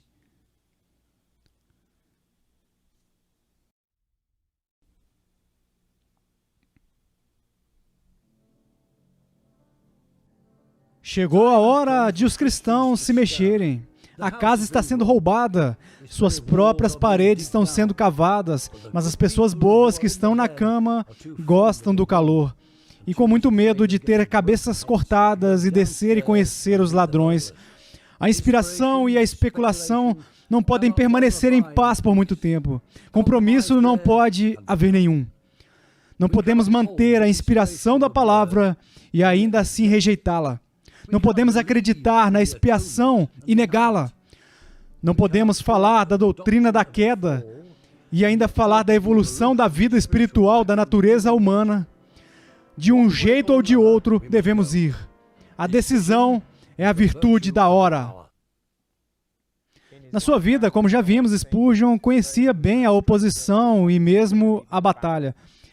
Mas não havia nada para comparar com o que conhecemos hoje como a controvérsia do downgrade. Em meio a esse combate contra o liberalismo teológico, Spurgeon disse adeus a um dos seus alunos e disse que não veria o rosto dele novamente porque essa luta o estava matando. E era mesmo, como diria um dos seus biógrafos, a luta que lhe custou a vida. A controvérsia do downgrade estourou como um vulcão em 1887 e veio assim meio que do nada e se moveu e avançou em um ritmo um tanto rápido. Da época em que Spurgeon escreveu seu artigo de acusação em agosto de 1887, a espada e a espátula de outubro de 87, quando ele já havia renunciado e se retirado da União Batista. Na verdade, dois fatores levaram a isso, na opinião de Spurgeon. O primeiro foi a metodologia de alta crítica vinda da Alemanha que minou as escrituras em geral e então o darwinismo que agora estava em ascensão questionando a criação. Provenientes desses dois tributários primários era uma série de questões minando a expiação, minando uma convicção geral sobre a crença e inspiração das escrituras. E para Spurgeon, o primeiro foi uma necessidade mais percebida, uma preocupação percebida. E ele escreveu em A Espada e a Espátula, documentando e revelando isso, e foi recebido com um furor de indignação. Gente questionando sua integridade, dizendo que ele deveria apresentar evidências, o que levou a outra controvérsia com o Sr. Booth, onde Spurgeon enviou a documentação de Booth com nomes e preocupações, e Booth nunca disponibilizou isso. Levou a cisma com seu próprio irmão James. Criou uma grande fissura com aqueles que estudaram na faculdade de Spurgeon e catapultou o próprio Spurgeon para uma grande depressão. Tanto é verdade que Susana percebeu que isso o levou ao seu túmulo de forma prematura. Espero ser fortalecido para a dura tarefa que me espera, mas tento nem pensar nisso, mas apenas me abandonar a um banho de descanso.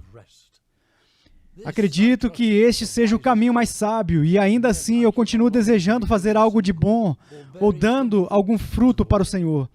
Ocorrem pequenas ocasiões para isso e estou ansioso para usá-las corretamente. Agora vou precisar de sabedoria. O Senhor vai me preparar para tudo o que vai acontecer. Não acho que Spurgeon poderia ter evitado a controvérsia do downgrade. As questões deveriam ser pronunciadas. Eles pensavam que as preocupações teológicas eram muito urgentes. Acho que realmente a questão é que a história nos implora para perguntar Spurgeon deveria ter renunciado tão abruptamente? Ele poderia ter afetado o sindicato positivamente se ele tivesse ficado nele e procurado agitar por dentro? Ou foi o sindicato mais bem servido e a igreja servida de forma melhor para ele se afastar e agitar externamente? Essa não foi uma separação secundária. Às vezes, as pessoas relembram as controvérsias do downgrade e usam ela como um ponto de referência para outros graus de separação. Eram problemas urgentes, eram problemas de primeiro nível. E o sindicato não tinha nenhuma declaração doutrinária que foi acordada por todos os constituintes. Não porque eles não se importassem com a doutrina, mas porque a doutrina era basicamente pressuposta. Eles estavam pressupondo as convicções evangélicas. Então, não vejo como a controvérsia poderia ter sido evitada, pelo menos não por meio do manuseio de Spurgeon. Posso não ter uma aversão tão intensa à nova teologia, Se eu não tivesse visto tanto dos seus efeitos malignos, eu poderia te falar de um pregador de incredulidade a quem vi em minha própria sacristia, totalmente destruído, quase ao desespero, e não tendo descanso para a planta dos pés, até que ele voltou a confiar simplesmente no sacrifício expiatório. Se ele tivesse falado com vocês, diria: apegai-vos aos vossos irmãos de fé. Se você jogar fora o seu escudo, você se abrirá para perigos iminentes e incontáveis feridas, pois nada pode protegê-lo, exceto o escudo da fé. A Bíblia nos diz que, tanto quanto depende de nós, devemos viver em paz com todos os homens. Isso é especialmente verdadeiro na Igreja de Jesus Cristo, onde devemos ser conhecidos pelo nosso amor uns pelos outros. E ainda, por mais desagradável que seja, há momentos em que nós precisamos dividir por causa do Evangelho para a honra e glória de Deus em Cristo. Spurgeon continua sendo para nós um excelente exemplo de coragem e clareza. Ele mesmo disse que estava disposto a ser comido por cães da sua própria geração, mas que dias mais distantes o justificariam. E esse é o tipo de exemplo de que ainda precisamos, de um homem que está preparado para trilhar o caminho da fidelidade, mesmo quando essa for uma estrada solitária.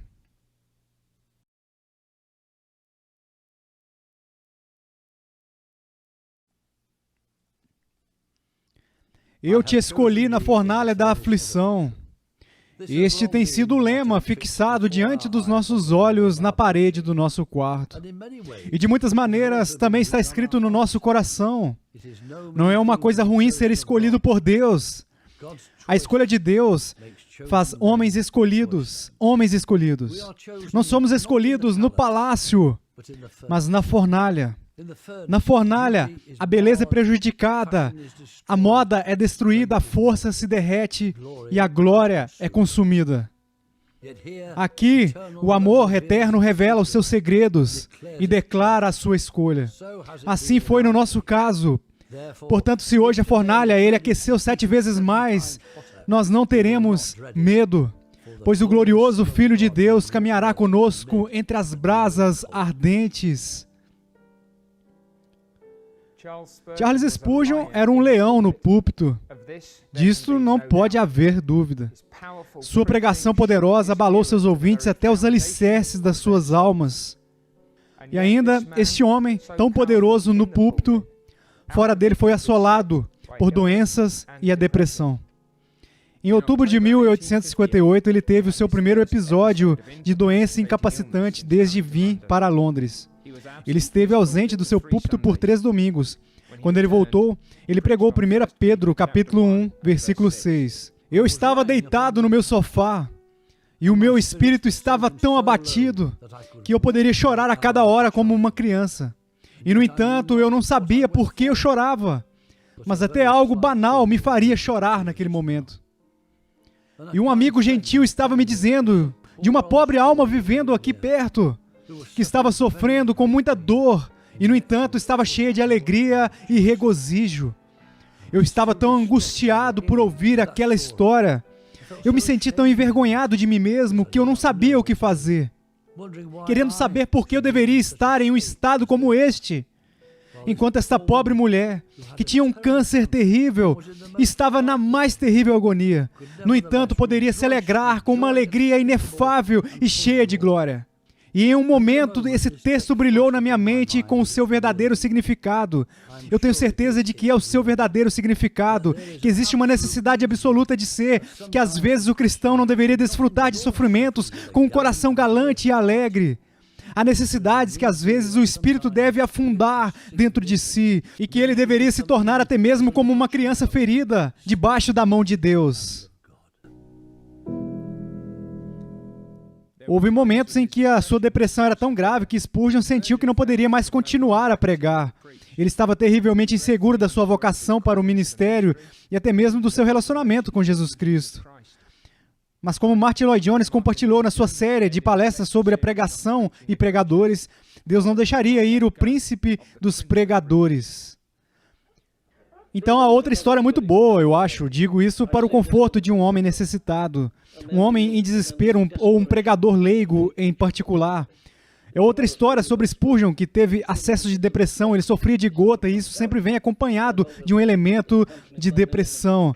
E ele estava debaixo das nuvens e sentiu que não poderia pregar e, de fato, que ele não estava assim apto para pregar.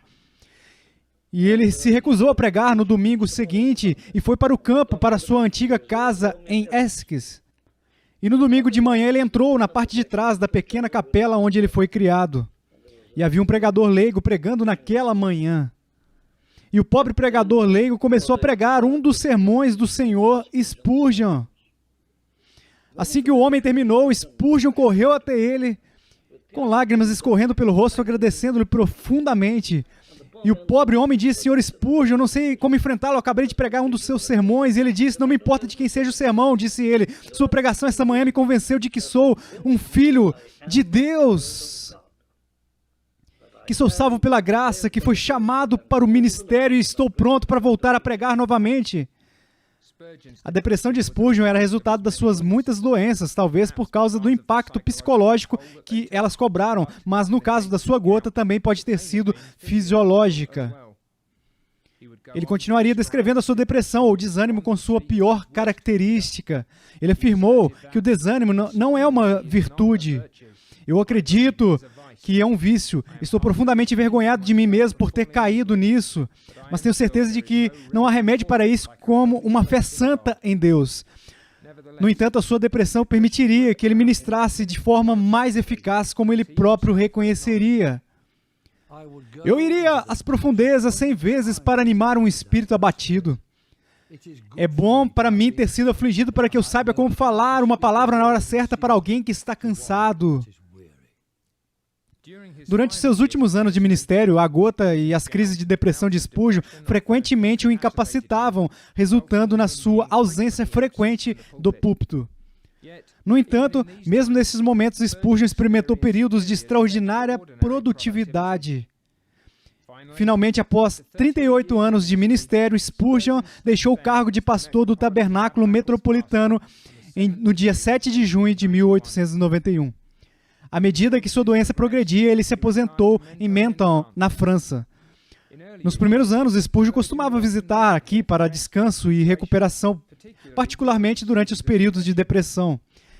Mesmo quando convalesceu, ele descobriu que era um campo fértil para um ministério frutífero. Era ali que ele passaria seus últimos meses no corpo. Mesmo naquela época, o seu coração ainda estava com a sua congregação. No dia 9 de agosto, uma carta escrita pelo próprio Spurgeon foi lida ao povo. O nome do Senhor seja louvado pela primeira doação, então ouça as orações amorosas do seu povo. Por intermédio dessas orações, a minha vida é prolongada. Sinto-me muito humilde e muito grato. Tenho sido objeto de um amor tão grande, de uma explosão de oração tão maravilhosa. Não tenho força para falar mais. Que o nome do Senhor seja glorificado atenciosamente. Charles Haddon Spurgeon. Spurgeon entrou no descanso do Senhor no dia 31 de janeiro de 1892. Sua esposa Susana enviou uma mensagem simples, mas reconfortante para o seu filho Tom. Pai no céu, mãe conformada.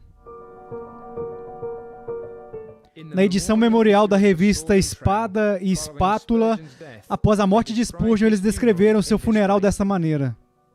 Enquanto nos reuníamos em torno de um túmulo, um pequeno pedaço de céu azul apareceu logo acima das nossas cabeças, como se nos lembrasse da terra gloriosa acima. Enquanto o Sr. Brown estava falando, uma pomba voou na direção do tabernáculo, em direção à tumba. E, rodando em seu voo sobre a multidão, quase pareceu fazer uma pausa. Nos dias antigos, teria sido um augúrio. Para nós, falava apenas paz.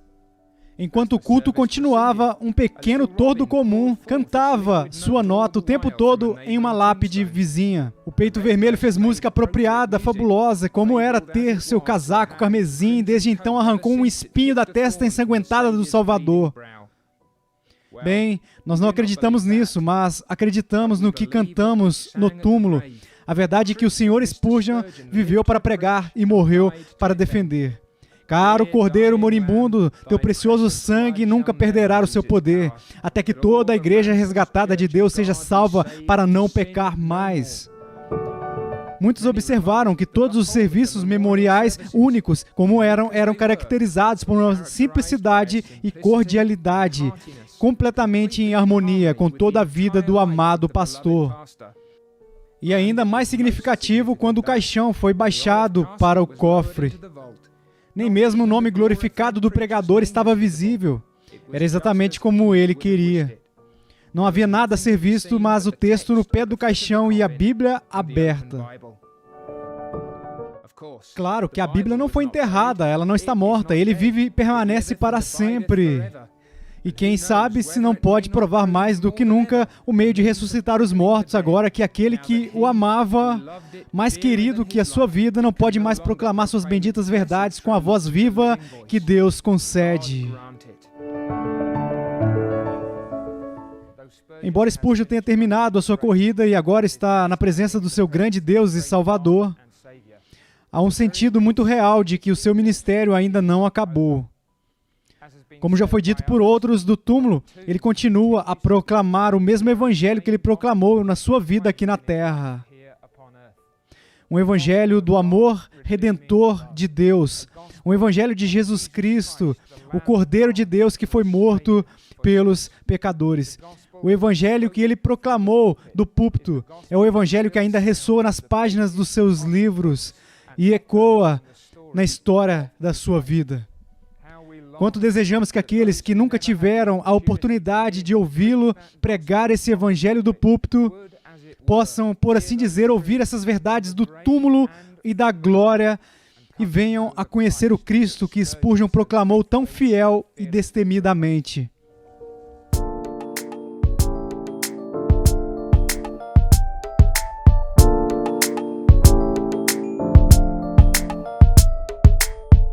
Como cristão, como marido e pai e como pastor, não é errado perguntar que tipo de legado eu vou deixar, que personagem eu vou deixar para trás, que efeito eu terei na minha esposa e nos meus filhos, e os santos a quem tenho ministrado e as outras pessoas a quem preguei. Precisamos fazer essas perguntas também a respeito de Charles Spurgeon. Como homem que marca, ele deixou o mundo ao seu redor. Como marido e pai, o que ele passou para aqueles que o seguiram e o que dizer da igreja, onde ele tão fielmente ministrou. Qual é o legado de Spurgeon? Um ano após a morte de Spurgeon, filho de Charles, Thomas sucedeu seu pai como pastor do Tabernáculo Metropolitano, onde ele próprio serviu fielmente por 15 anos e foi sucedido por vários ministros piedosos até hoje em dia. O outro filho, Charles, também era um pregador e ele foi fiel, por sua vez, ministrando o evangelho onde quer que o Senhor o enviasse. Então, quando se trata do legado de Spurgeon, uma coisa que sempre me impressionou é essa tensão bifurcada em Spurgeon desde o início do seu ministério entre fazer e ser. A maioria das pessoas está familiarizada com a história da conversão de Spurgeon em Colchester.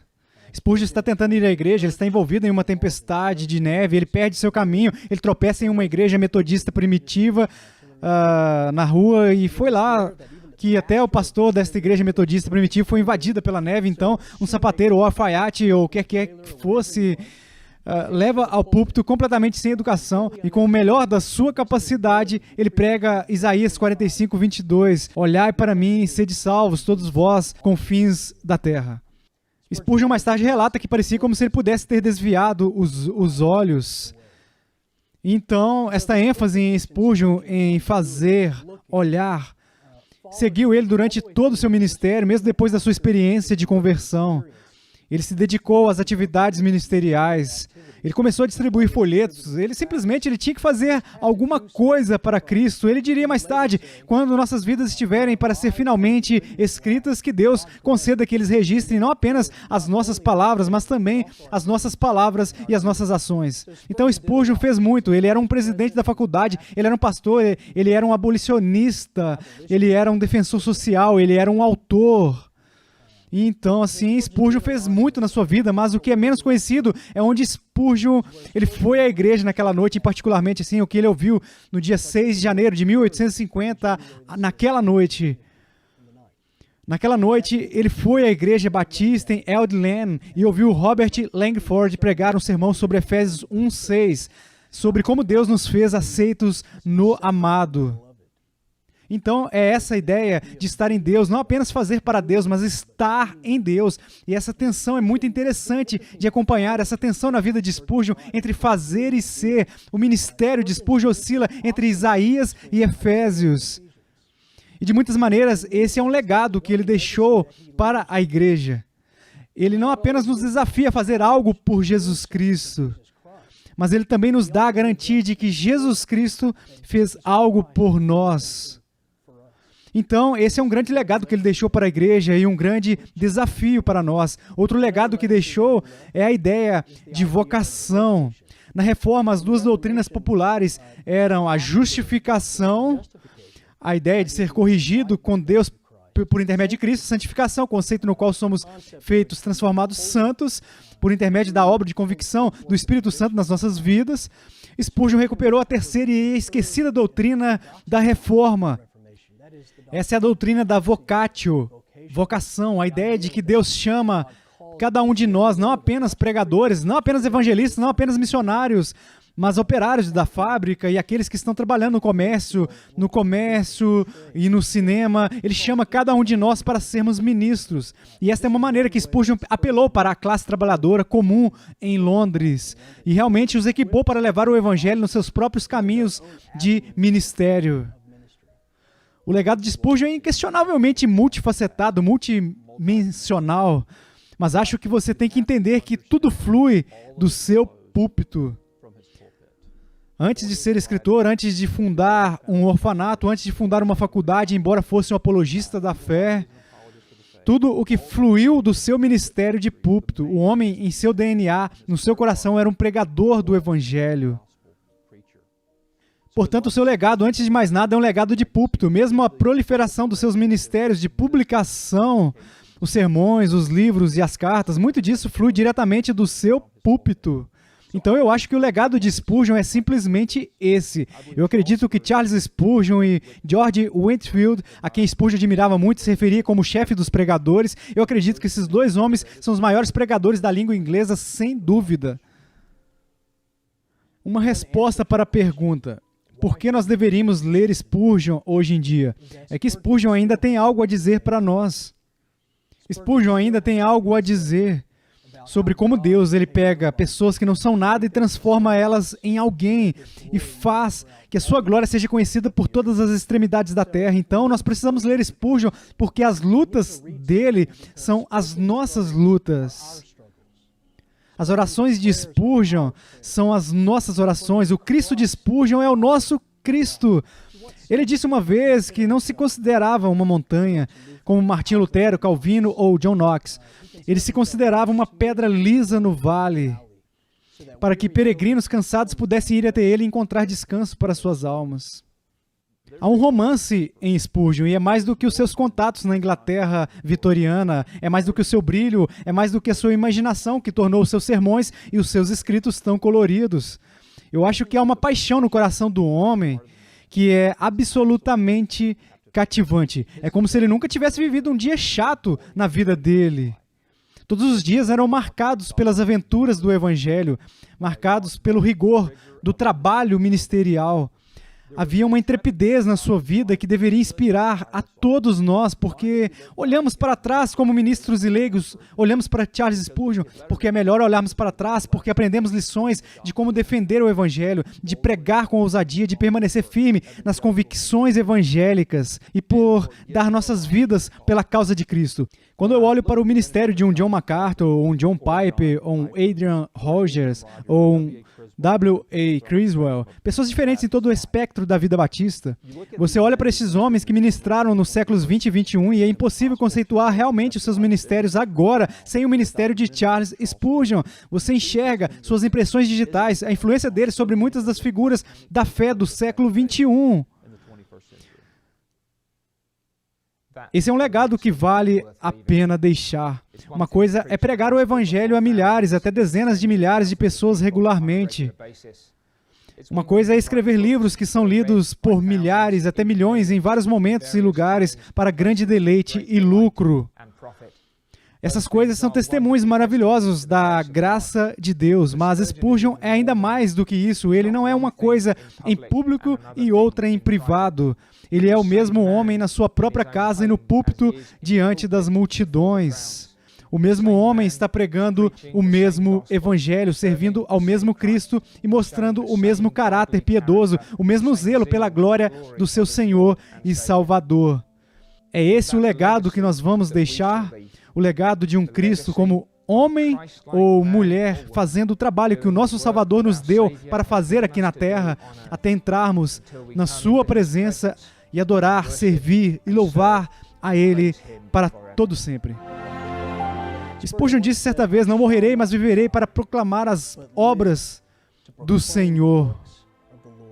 E nesse caso, o Helmut Tillich reforça essa ideia quando disse: aquele velho arbusto de Londres ainda queima e não dá sinais de ser consumido.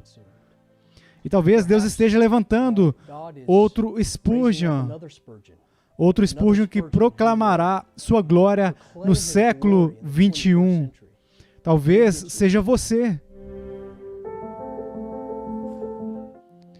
Eu costumava pensar que deveria cantar entre os santos acima, tão alto quanto qualquer outro, pois devo muito à graça de Deus.